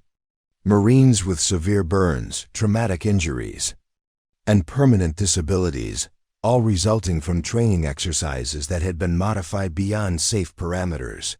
"What makes your case unique," Santos continued, "is that you're the first officer willing to testify about the systematic nature of these modifications, and the retaliation that follows when someone objects. The weight of that statement settled on Adriana's shoulders. She wasn't just exposing Colonel Vance's misconduct, she was providing testimony that could unravel a conspiracy spanning multiple military installations and potentially reaching into the highest levels of Pentagon leadership. "Ma'am, General Hawthorne briefed me on some of the evidence you've uncovered. The financial incentives, the pattern of cover-ups, the involvement of general-grade officers. How extensive is this problem?" Santos exchanged glances with her staff before responding. "What we've discovered suggests a systematic program designed to maximize training intensity while minimizing accountability for resulting injuries. The financial incentives are structured to reward commanders who achieve high performance metrics while keeping official injury rates low." She pulled out a chart showing budget allocations across multiple military bases. Fort Thunderbird received a 47% funding increase over the past 2 years, directly tied to training performance metrics that Colonel Vance was manipulating through unsafe modifications. The scope of the conspiracy was staggering. This wasn't just about individual bad actors. It was about institutional incentives that encouraged reckless behavior while punishing those who spoke out against it. "The most troubling aspect," Santos continued, "is the systematic retaliation against anyone who attempts to report safety violations or object to modified protocols. We've documented 17 cases of officers receiving sudden transfers, negative fitness reports, or administrative punishment after raising safety concerns." Adriana thought about Major Chun's abrupt transfer to Okinawa, about her own isolation in the mess hall, about the invisible pressure that kept Marines silent even when they witnessed obvious misconduct. "Representative Santos, what's the endgame here? What are you hoping to accomplish with this investigation?" "Complete transparency and accountability," Santos replied without hesitation. "Congressional hearings that expose the full scope of this conspiracy. Criminal referrals for officers who violated their oath by putting Marines at risk. Systematic reform of the incentive structures that enabled this misconduct." She paused, studying Adriana's face carefully. "But I need to be honest with you about what this means for your career. The officers implicated in this conspiracy include some very powerful people with extensive political connections. They will use every resource at their disposal to discredit you, undermine your testimony, and destroy your reputation. The warning was delivered with the matter-of-fact tone of someone who had experienced such retaliation personally. Have you considered what you'll do when they come after you? Santos asked. Adriana thought about the scared girl from East Los Angeles who had found purpose in the Marine Corps, about the promises she had made to protect fellow Marines, about the oath she had sworn to defend the Constitution against all enemies. Ma'am, I've been fighting for my place in this institution since the day I enlisted. I've faced discrimination, harassment, and systematic attempts to undermine my career. If fighting this conspiracy means more of the same, I can handle it. She paused, remembering the faces of the Marines who had been injured in Vance's modified training exercises. What I can't handle is staying silent while good Marines get hurt because of institutional cowardice. Santos smiled, the first genuine expression of warmth she had shown during the entire meeting. Captain, that's exactly what I was hoping you'd say. She signaled to her staff members, who began preparing additional documentation. What happens next is that we formally document your testimony, coordinate with the FBI to ensure any potential criminal violations are properly investigated, and prepare for public hearings that will likely begin within 30 days.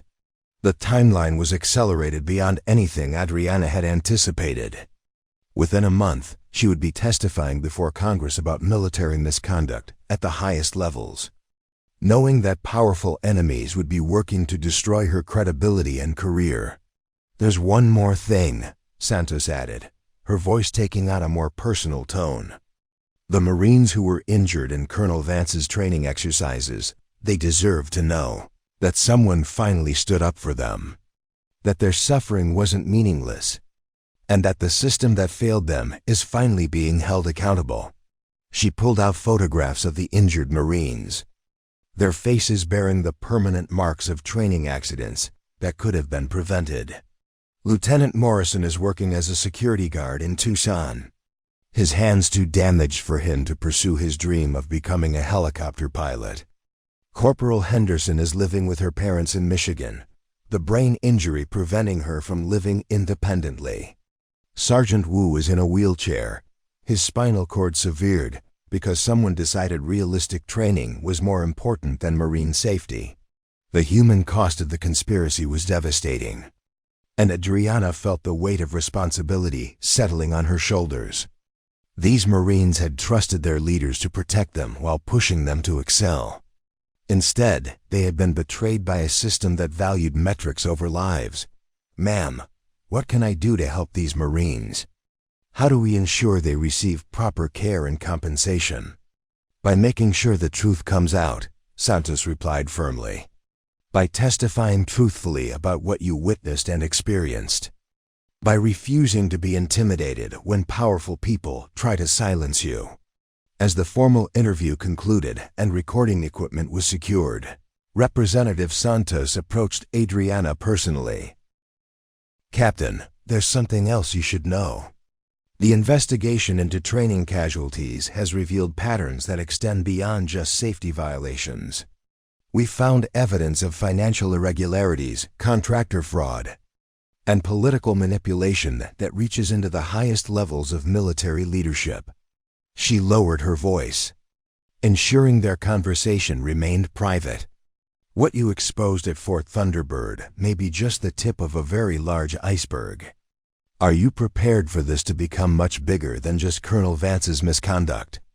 Adriana thought about the oath she had sworn, about the Marines who depended on their leaders to protect them, about the institution she had served faithfully despite its flaws. Yes, ma'am. I'm ready. The secure phone line in General Hawthorne's office rang at 0347 hours, its shrill tone cutting through the pre-dawn silence like an alarm. Captain Adriana Reyes jerked awake in the guest quarters where she had been temporarily housed, the military-issued clock on her nightstand glowing with numbers that promised nothing good at this hour. Emergency calls before sunrise usually meant one of three things: casualties, security breaches, or political disasters that required immediate damage control. 20 minutes later, she sat across from General Hawthorne in the same office where their investigation had begun. But the atmosphere had changed dramatically. The general's usually immaculate appearance showed signs of hasty dressing, and her expression carried the grim intensity of someone who had just received very bad news.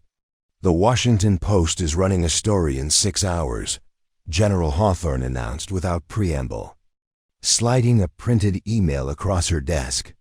Someone leaked details about yesterday's incident and the congressional investigation. Full details about your confrontation with Colonel Vance. Specifics about the training safety violations. And enough background information to make it clear they have access to classified materials. Adriana scanned the email, her stomach dropping with each paragraph. The story was comprehensive and damaging, portraying Fort Thunderbird as a rogue installation, where safety regulations were routinely ignored and dissent was violently suppressed. More troubling was the level of detail about her personal background, information that wasn't part of any official record. "Ma'am, how did they get access to this information?" "The investigation details my service record. The specifics about Colonel Vance's training modifications. Most of this is classified or confidential." "That's what we need to determine," General Hawthorne replied, her voice carrying a dangerous edge. "Because whoever provided this information to the press had access to our most sensitive files and knew exactly which details would cause maximum damage to the Marine Corps' reputation." She moved to a secure computer terminal and entered her access codes with sharp, angry keystrokes. "I've been monitoring communication logs since the leak was discovered. 3 phone calls were made from Fort Thunderbird to Washington area numbers in the past 24 hours. 2 to Pentagon offices, 1 to what appears to be a journalist's direct line." The implications were chilling. Someone within their small circle of trusted personnel had violated security protocols and potentially compromised the entire investigation. More than that, they had exposed Adriana to public scrutiny and media attention that could destroy her military career regardless of the investigation's outcome. Who had access to the complete files? Adriana asked, though she suspected the answer would be limited and troubling. "Myself. You, Representative Santos and her staff. And Colonel Marcus Webb from Marine Corps headquarters, who was designated as liaison to the congressional investigation." General Hawthorne's expression darkened. Webb arrived yesterday afternoon for what was supposed to be a routine coordination meeting. Adriana remembered seeing Colonel Webb briefly in the hallway. A tall officer with prematurely gray hair and the bearing of someone accustomed to operating in the political circles of Washington. His presence had seemed routine at the time, but in retrospect, his access to sensitive materials during such a critical phase raised obvious security concerns. "Ma'am, what do we know about Colonel Webb's background?" General Hawthorne pulled up a personnel file on her computer screen. 22 years of service, primarily in headquarters assignments. His current position involves congressional liaison duties, which makes him perfectly positioned to coordinate with legislative investigations.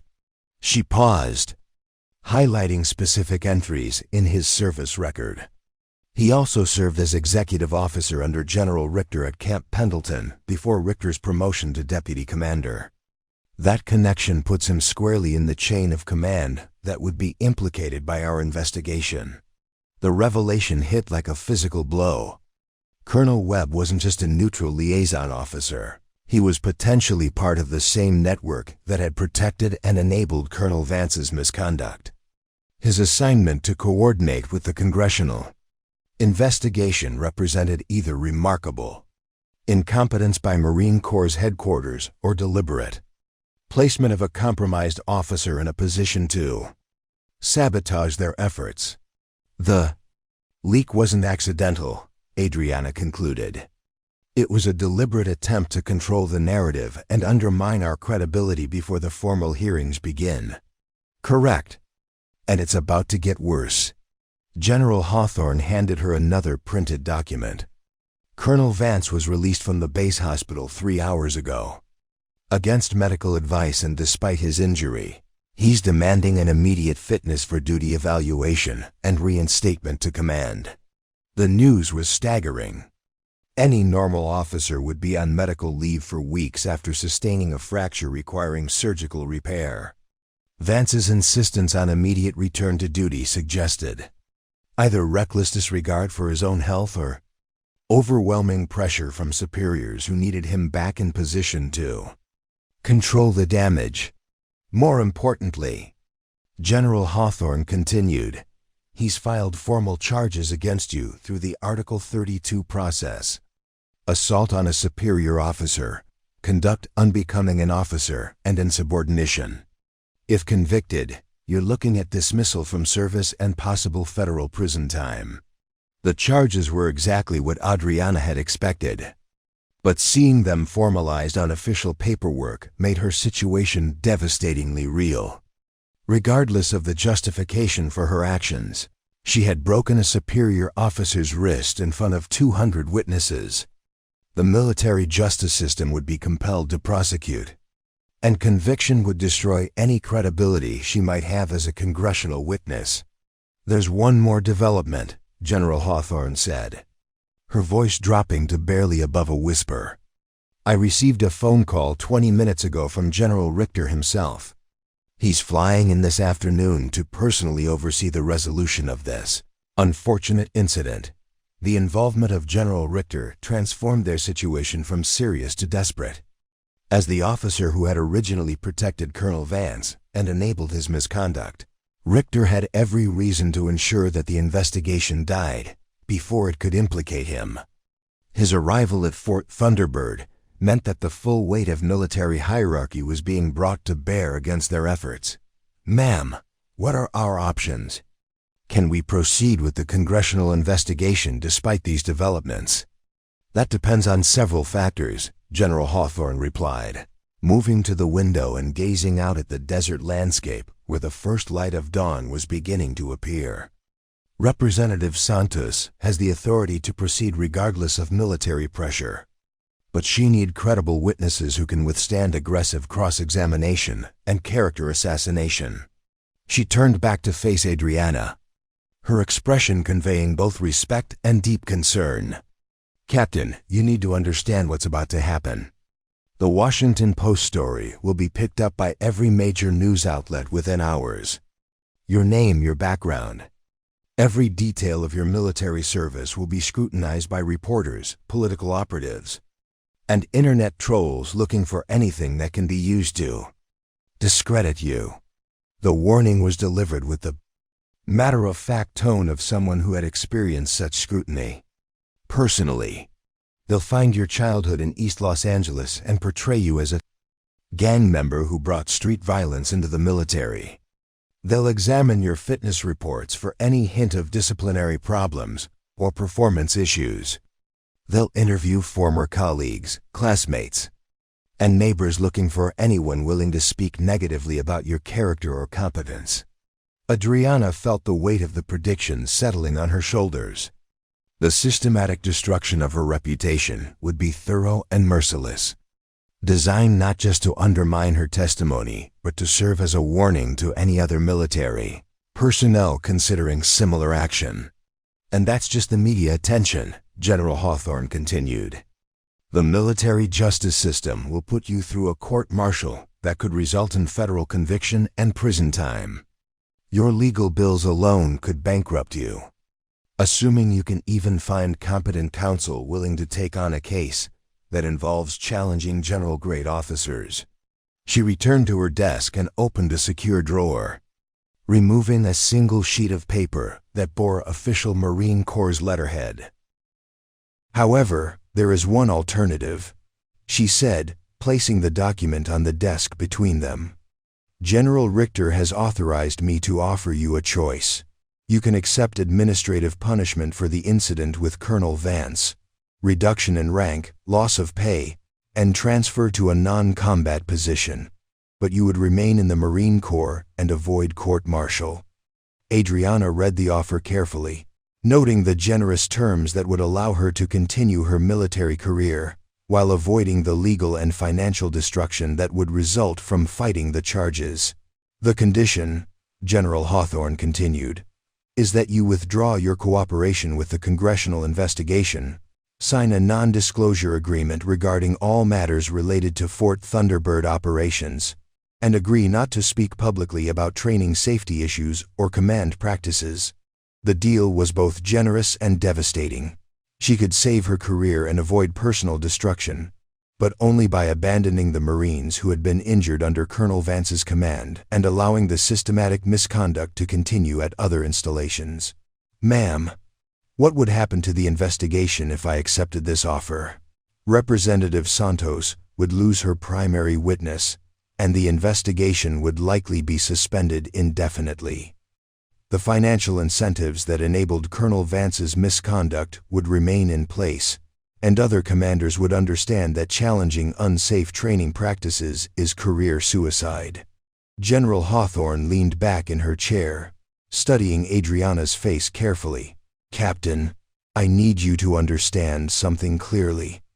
If you refuse this offer and proceed with a congressional testimony, you will be facing the full power of the military establishment. General officers with decades of experience in political warfare, legal teams with unlimited resources, and a media campaign designed to destroy your credibility. She paused, her voice taking on a more personal tone. I've been where you are now. I've faced the choice between personal survival and institutional reform. I know what it costs to challenge the system from within. The admission revealed more about General Hawthorne's background than anything in her official biography. She had fought similar battles and survived, but at a cost that was evident in her wary expression and careful speech. What did you choose? Adriana asked quietly. I chose survival, General Hawthorne replied honestly. And I've regretted it every day since. The problems I could have exposed continued. Other people suffered because I stayed silent, and the institution I loved remained infected with the corruption I was too afraid to challenge. She met Adriana's gaze directly. That's why I'm giving you the choice I never had. The opportunity to do what's right, regardless of personal consequences, with someone in authority who will support you rather than abandon you. The moment crystallized around them, years of institutional failures and personal compromises, distilling into a single decision that would determine not just Adriana's future, but the fate of countless Marines who deserved leaders with the courage to protect them. Ma'am, I need to ask you directly, if I proceed with the congressional testimony, will you support me when the retaliation begins?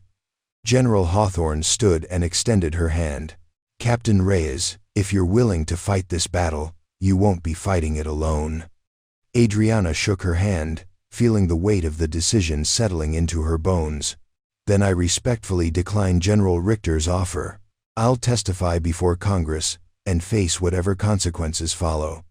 The die was cast, the battle was joined, and somewhere in Washington, powerful people were about to learn that they had underestimated a captain from East Los Angeles who refused to be intimidated. General Richter's arrival at Fort Thunderbird was announced by the thunder of Marine One's rotor blades cutting through the desert air at precisely 1,400 hours. The helicopter's dramatic descent onto the base's main landing zone drew hundreds of Marines from their duties, creating an impromptu formation of witnesses to what everyone understood would be a pivotal moment in the unfolding crisis. Brigadier General William Richter emerged from the aircraft with the bearing of a man accustomed to commanding attention and respect. At 53, he possessed the lean build and weathered features of a career infantry officer. His silver hair cropped to regulation perfection and his uniform displaying enough ribbons to outfit a small parade. His pale green eyes swept across the assembled Marines with the calculating gaze of someone assessing both loyalty and potential threats. Captain Adriana Reyes watched the arrival from her quarters window. noting the precise choreography of the general's reception.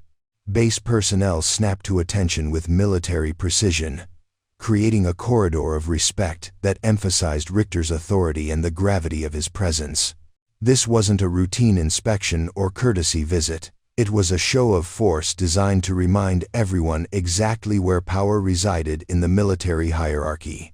Within an hour of his arrival, Richter had established a temporary command post in the base's most secure conference room and summoned key personnel for individual meetings. The order of those meetings sent a clear message about priorities and allegiances. Colonel Webb was first, followed by the base's senior staff officers, then selected enlisted leaders who might provide useful intelligence about morale and loyalty among the troops. Captain Reyes was summoned at 1,630 hours, the timing calculated to ensure she would spend the afternoon contemplating her precarious position while Richter gathered information from everyone else involved in the crisis. The psychological warfare was subtle but unmistakable, a reminder that she was isolated, outnumbered, and facing an opponent with decades of experience in military politics. The conference room had been transformed into a makeshift courtroom, with Richter seated behind a commanding desk, flanked by legal officers and staff personnel. The setup was designed to intimidate, creating a formal atmosphere that emphasized the general's authority, while making clear that this was an official proceeding with potential legal consequences. Captain Reyes, Richter began without preamble, his voice carrying the authority of absolute command. Please state your full name and current duty assignment for the record. The formality of the opening established that this wasn't a conversation between officers, but an official investigation where every word would be recorded and potentially used in subsequent legal proceedings. Captain Adriana Maria Reyes, Combat Engineer Officer, Fort Thunderbird, Arizona. She replied, maintaining perfect military bearing despite the obvious hostility of her surroundings.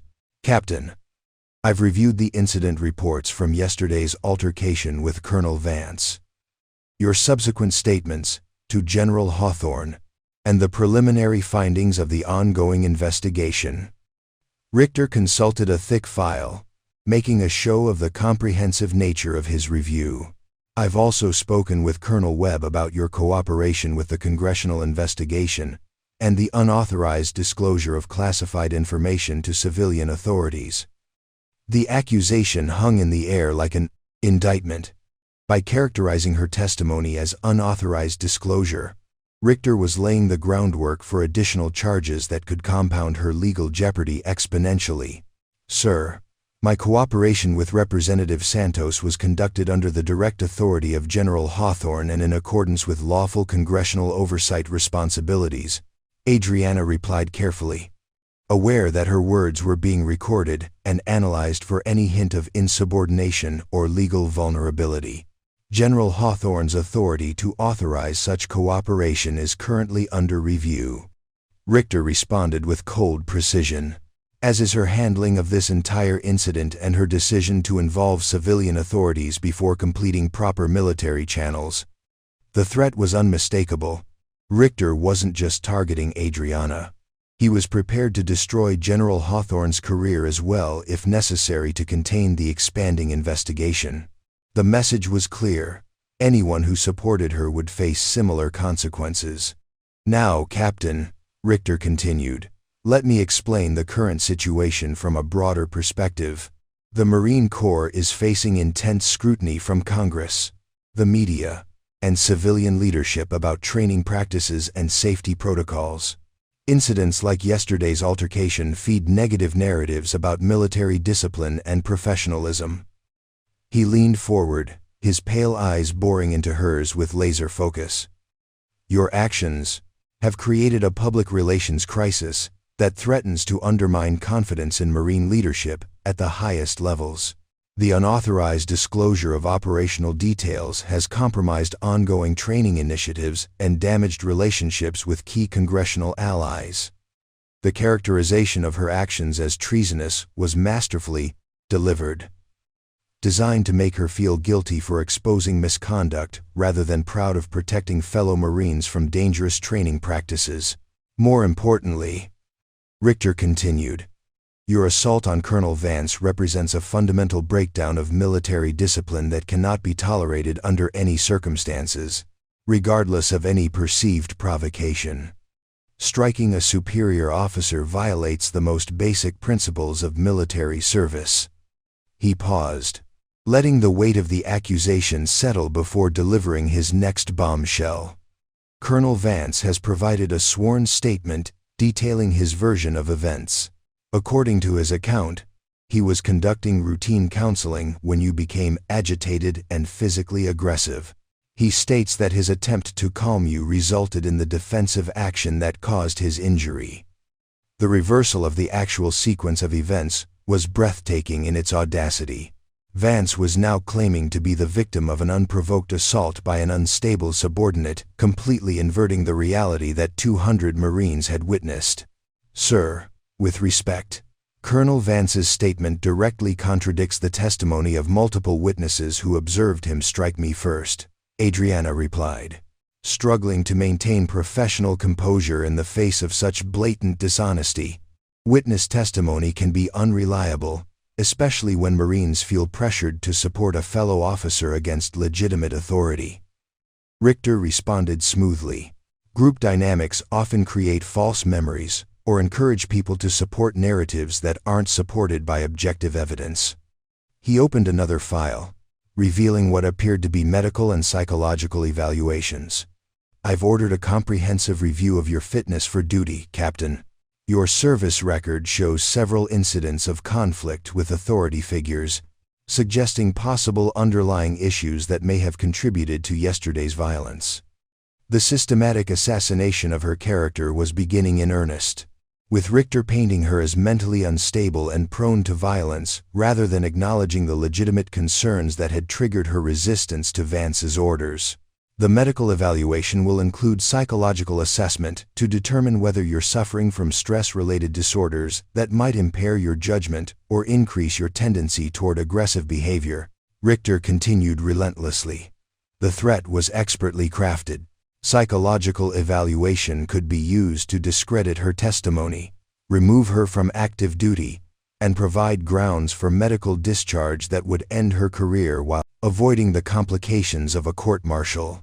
However, Richter said, his tone shifting slightly toward something resembling magnanimity, I'm prepared to consider alternative approaches that might serve everyone's interests more effectively. He withdrew a document from his briefcase, placing it on the table between them with ceremonial precision. The paper bore official Marine Corps letterhead and multiple signature blocks, indicating high-level approval for whatever offer it contained. This is a comprehensive agreement that would resolve all outstanding issues related to yesterday's incident and your subsequent actions. You would accept administrative punishment appropriate to your rank and experience, receive medical evaluation and treatment for any underlying stress-related conditions, and be reassigned to duties more suitable to your technical expertise. Adriana read the document carefully, noting the generous terms that would allow her to continue her military career while avoiding the legal and financial destruction that would result from fighting the charges in court. The agreement also includes provisions for the Marine Corps to review training safety protocols across all installations, ensuring that your concerns about operational practices are addressed through proper channels rather than congressional interference. The offer was simultaneously generous and insulting, providing her with face-saving measures while ensuring that any reforms would be controlled by the same leadership structure that had created the problems in the first place. In return, Richter continued, you would withdraw your cooperation with the congressional investigation, acknowledge that your actions yesterday were inappropriate regardless of any perceived provocation, and agree to refrain from public statements about internal Marine Corps matters.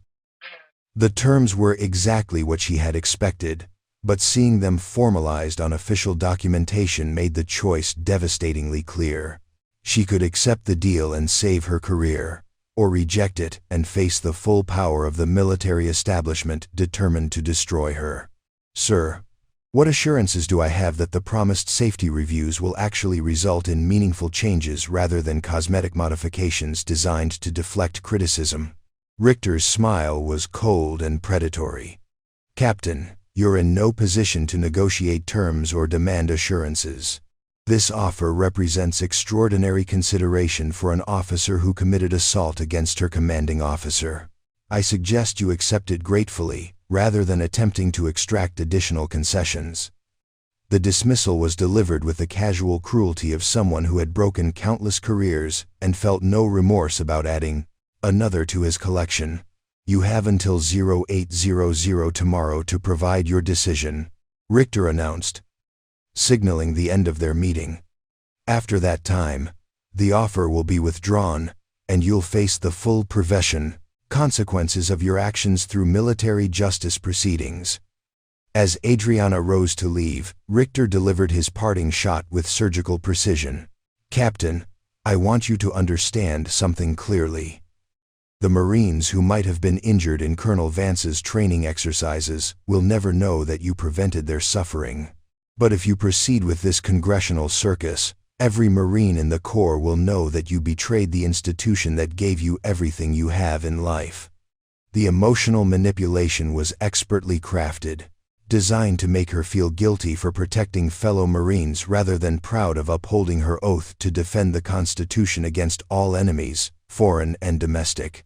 As she walked back to her quarters through the gathering desert twilight, Captain Adriana Reyes understood that the next 12 hours would determine not just her future, but the fate of every Marine who would serve under commanders like Colonel Vance in the years to come. The choice before her was simple and devastating: personal survival or institutional reform, career preservation or moral courage, silence or truth. Somewhere in the darkness, powerful enemies were confident they had finally cornered the troublesome captain from East Los Angeles and forced her to choose between survival and principle. They were about to learn they had made a critical error in judgment. The pre-dawn hours at Fort Thunderbird carried a stillness that seemed to amplify every sound. The distant hum of generators, the rhythmic footsteps of security patrols, and the occasional rumble of aircraft from the nearby civilian airport. Captain Adriana Reyes had not slept. Instead, she sat at her small desk, writing what might be her final letter as a Marine officer, the words flowing with the clarity that comes from absolute certainty about one's purpose. At 0600 hours, 2 hours before General Richter's ultimatum would expire, she sealed the letter in an envelope addressed to her grandmother in Los Angeles. The woman who had raised her through the worst years of her childhood deserved to understand why her granddaughter was about to sacrifice everything she had worked to achieve. The walk to General Hawthorne's office felt different this morning. Marines she passed offered respectful nods, their expressions conveying a mixture of curiosity and concern. Word had spread through the base about the previous day's high-level meetings and the congressional investigation that threatened to expose systematic corruption within their command structure. Everyone understood they were witnessing something unprecedented in Marine Corps history. General Hawthorne was already at her desk when Adriana arrived, surrounded by the controlled chaos of secure communications equipment, legal documents, and multiple coffee cups that testified to her own sleepless night. Her expression conveyed grim determination mixed with profound concern for the young officer whose courage had set these events in motion. "Captain, before you tell me your decision, there's something you need to know," Hawthorne said without preamble.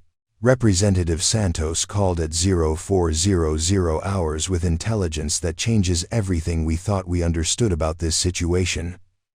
She activated a secure computer terminal and pulled up classified communications, intercepts that bore timestamps from the previous evening. NSA monitoring detected encrypted communications between Fort Thunderbird and multiple Pentagon offices immediately after General Richter's arrival. The traffic analysis suggests coordination of a comprehensive cover-up operation involving at least 12 senior officers across 3 different commands. Adriana studied the technical displays, her engineering background helping her parse the complex communication patterns. The scope of the conspiracy was staggering. This wasn't just about protecting Colonel Vance or containing damage to Fort Thunderbird's reputation. It was about preserving a systematic program of training manipulation that spanned multiple installations and involved millions of dollars in fraudulent appropriations. Ma'am, this suggests the corruption reaches far beyond what we initially suspected. Correct. And it explains why General Richter was willing to fly here personally and offer such generous terms to secure your silence. General Hawthorne's expression darkened. Representative Santos believes we've uncovered a criminal conspiracy that involves defense contractors, political operatives, and senior military officers working together to defraud the government while putting service members at risk. She opened another file, revealing financial records that showed complex money flows between military appropriations and private contractor accounts. The training modification program wasn't just about cutting costs or improving metrics. It was about creating opportunities for contractor fraud while providing plausible deniability for the officers who enabled it. The revelation transformed Adriana's understanding of everything that had transpired. Her confrontation with Colonel Vance hadn't just exposed individual misconduct. It had threatened a sophisticated criminal enterprise that had been operating within the military for years. The congressional hearings will now focus on racketeering charges rather than simple training safety violations, General Hawthorne continued. Representative Santos is coordinating with the FBI and Department of Justice to ensure criminal prosecutions proceed alongside the legislative investigation. The escalation meant that accepting General Richter's offer would no longer provide the protection it had seemed to promise. If federal prosecutors were building racketeering cases, any agreement signed under duress could be challenged as obstruction of justice. More importantly, staying silent would make her complicit in ongoing criminal activity. Ma'am, what about the threats against our careers and the systematic retaliation General Richter promised? That's where things get interesting. General Hawthorne replied with something approaching satisfaction. Representative Santos has been building this case for over a year, gathering evidence from multiple sources across different military installations. You're not her only witness. You're simply the one who provided the final pieces that made prosecution possible. She pulled out a secure phone and dialed a number from memory. Representative Santos wants to speak with you directly about the protection protocols that have been established for congressional witnesses in national security cases. The phone conversation that followed lasted 20 minutes and fundamentally changed Adriana's understanding of her situation. Representative Santos explained that the Justice Department had been investigating defense contractor fraud for 18 months, building cases against multiple criminal networks operating within the military-industrial complex. The Fort Thunderbird investigation had provided crucial evidence linking training manipulation to broader patterns of fraud and corruption. More importantly, federal witness protection protocols would shield her from the worst forms of military retaliation. While her Marine Corps career would likely be over, she would have legal protection, financial support, and career assistance that would help her transition to civilian life with her integrity intact. Captain Reyes, Santos said during their conversation, I want you to understand that testifying in this case will make you a target for very dangerous people with significant resources, but it will also make you instrumental in dismantling a criminal network that has stolen millions from taxpayers while putting service members at unnecessary risk. The choice was still difficult, but it was no longer between career survival and moral courage. It was between complicity in ongoing criminal activity and active participation in holding powerful criminals accountable for their actions. At 0755 hours, 5 minutes before General Richter's deadline, Captain Adriana Reyes walked into the secure conference room where the general waited with his staff, officers, and legal team. The setup was identical to the previous day's intimidation session, designed to emphasize her isolation and vulnerability in the face of institutional power. Captain Reyes, General Richter began with cold formality. I trust you've had adequate time to consider the generous terms we discussed yesterday. What is your decision? Adriana stood at perfect attention, her voice clear and steady as she delivered the response that would seal her fate and trigger the destruction of one of the largest criminal conspiracies in modern military history. Sir, I respectfully decline your offer. I will continue to cooperate fully with the congressional investigation and any federal law enforcement proceedings that may result from my testimony. The silence that followed was absolute, broken only by the hum of air conditioning and the distant sound of Marines conducting morning physical training. General Richter's face transformed from confident authority to barely controlled rage as he processed the implications of her refusal. "Captain, you have just made the biggest mistake of your life," he said, his voice dropping to a whisper more menacing than any shout. "You have no idea what you're up against, or how completely we can destroy everything you've worked to achieve." "With respect, sir," Adriana replied, her voice gaining strength with each word. "I know exactly what I'm up against. And I know exactly why you're so desperate to silence me." She paused, meeting his gaze directly. "The question is whether you understand what you're up against. Because the FBI, the Justice Department, and Congress have been building cases against your criminal network for over a year. My testimony isn't the beginning of your problems. It's the end of your ability to hide them." The color drained from General Richter's face as he realized that his carefully orchestrated intimidation campaign had not only failed but potentially exposed him to additional criminal liability.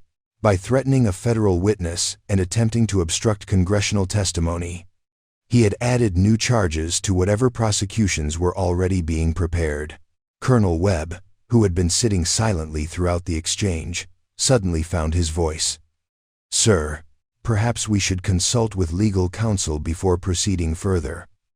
The suggestion that they needed lawyers rather than military authority to handle the situation confirmed everything Adriana needed to know about their consciousness of guilt and the weakness of their position. "This meeting is concluded," General Richter announced abruptly, his political instincts finally overriding his anger. "Captain Reyes, you remain confined to base pending resolution of the charges against you." As she turned to leave, Adriana delivered her final message with military precision. "Sir, I believe you'll find that my confinement status changed at 0800 hours when federal marshals arrived to provide witness protection. I'm no longer under your authority." The revelation that federal law enforcement had already taken jurisdiction over her case sent shockwaves through the assembled officers.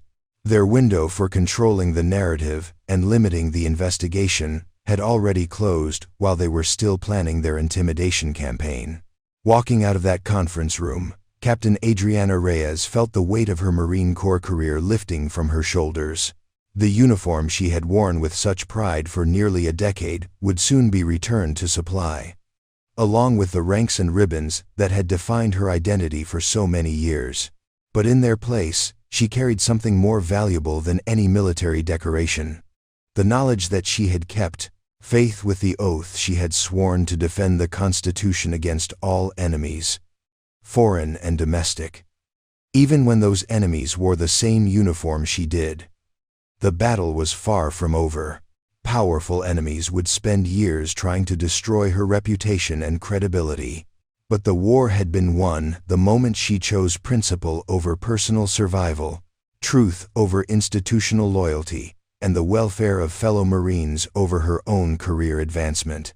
Some victories could only be measured in scars, and Captain Adriana Reyes had finally learned to wear hers with pride. 3 years later, the morning sun streamed through the windows of the FBI's Washington field office, illuminating the conference room where former Captain Adriana Reyes sat reviewing her final testimony notes. The woman who had once broken her commanding officer's wrist in front of 200 Marines now wore a tailored business suit and carried the quiet confidence of someone who had survived the worst that powerful enemies could inflict, and emerged stronger for the experience. The congressional hearings had concluded 6 months earlier with unprecedented results. 12 general officers faced court-martial proceedings. 17 defense contractors were under federal indictment, and Congress had passed the most comprehensive military reform legislation in decades.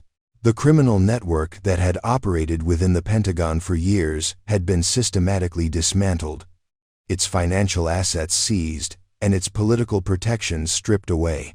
General William Richter had been sentenced to 15 years in federal prison for racketeering, fraud, and conspiracy. Colonel Harrison Vance received 12 years for his role in the training manipulation scheme and his assault on a subordinate officer. The sentences sent shockwaves through the military establishment, serving as stark reminders that rank and political connections could not protect criminals from the consequences of their actions. But the personal cost had been exactly as brutal as General Hawthorne had warned. Adriana's military career had ended with an administrative discharge that preserved her benefits while acknowledging the impossible position she had faced.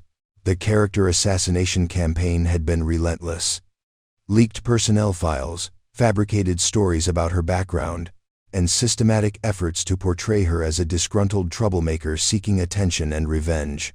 The media scrutiny had been particularly vicious. Conservative outlets portrayed her as an ungrateful immigrant who had betrayed the institution that gave her opportunities. Liberal publications used her story to advance broader critiques of military culture, while often ignoring the specific courage required to challenge powerful corruption. Social media amplified both narratives, creating a toxic environment where her name became a lightning rod for political debates about military reform and institutional accountability.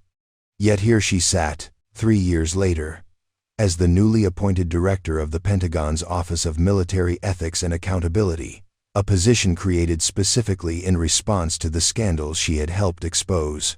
Her background as both a decorated combat engineer and a congressional witness who had faced institutional retaliation made her uniquely qualified to identify and address systematic misconduct within military organizations.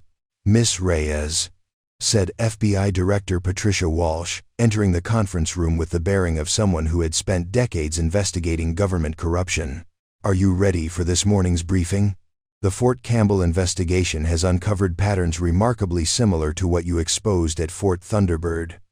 Adriana nodded, opening the classified file that detailed the latest military corruption case.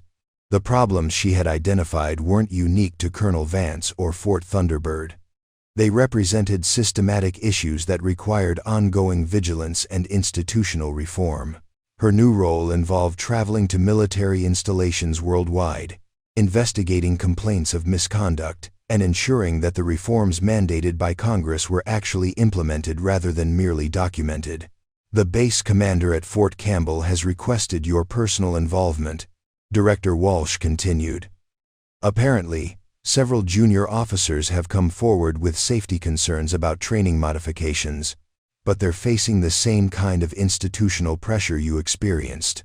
The parallel was both encouraging and depressing. Encouraging because other officers were finding the courage to speak out against dangerous practices. Depressing because the cultural changes needed to protect whistleblowers were still incomplete despite years of reform efforts. "I'll fly out this afternoon," Adriana replied, making notes about the specific allegations and the officers involved. "Have we identified any connections to the contractors who were prosecuted in the Fort Thunderbird case? That's what makes this particularly interesting," Director Walsh said, opening another file. 3 of the same defense contractors have secured training modification contracts at Fort Campbell using identical methodology to what they employed at Fort Thunderbird. It appears they simply moved operations to a different base after the heat died down. The revelation demonstrated the ongoing nature of the problem and the persistence of the criminal networks that preyed on military institutions. Prosecuting individual cases wasn't enough. The underlying systems that enabled such corruption needed fundamental restructuring. As Director Walsh departed for another meeting, Adriana remained in the conference room, studying photographs of the Marines who had been injured at Fort Campbell. Their faces reminded her of Lieutenant Morrison, Corporal Henderson, and Sergeant Wu, the original victims whose suffering had motivated her initial decision to challenge Colonel Vance's authority. A soft knock interrupted her concentration. General Patricia Hawthorne entered, now wearing the 4 stars of a full general and serving as the Marine Corps' first female assistant commandant. Her promotion had been controversial but ultimately successful, as she brought the institutional reform perspective that the Corps desperately needed. "Adriana," she said, using the informality that had developed between them over years of working together on reform initiatives, "I wanted to personally brief you on the Fort Campbell situation before you deploy." The friendship that had developed between them was one of the unexpected benefits of the entire ordeal. Both had paid significant career prices for challenging institutional corruption, but both had emerged in positions where they could effect meaningful change rather than simply survive within a broken system. "The officers who came forward at Fort Campbell specifically requested you because of your reputation for protecting whistleblowers," General Hawthorne continued.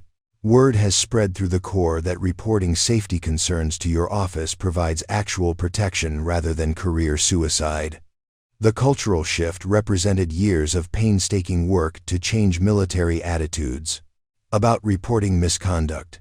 Adriana's office had handled over 300 cases in the past 2 years, resulting in disciplinary actions against corrupt officers and meaningful protections for those who reported them. More importantly, General Hawthorne added, "The reforms we've implemented have reduced training injuries by 67% across all Marine installations. The safety protocols you fought to preserve have literally saved lives." The statistics provided concrete validation for everything Adriana had endured. The character assassination, the legal threats, the destruction of her military career. All of it had been justified by the measurable improvement in Marine safety and the institutional changes that protected future whistleblowers. "There's something else," General Hawthorne said, her expression becoming more personal. "I received a letter from Lieutenant Morrison yesterday. He wanted me to pass along his gratitude for everything you did to expose the training irregularities that ended his career." She handed Adriana a handwritten note from the former Marine, whose burned hands had been among the first evidence of Colonel Vance's criminal negligence. The letter was brief but powerful, expressing appreciation for someone who had fought for accountability when no one else would. "He's working as an aircraft mechanic now," General Hawthorne continued. "Married, 2 kids, building a good life despite the injuries he sustained. But he wanted you to know that your courage gave meaning to his suffering." The personal connection to the human cost of military corruption remained the driving force behind Adriana's continued work. Every investigation, every reform implementation, every confrontation with institutional resistance was motivated by the faces of Marines who had been betrayed by leaders they trusted. As General Hawthorne prepared to leave for her next appointment, she paused at the door. "Adriana, there's one more thing you should know.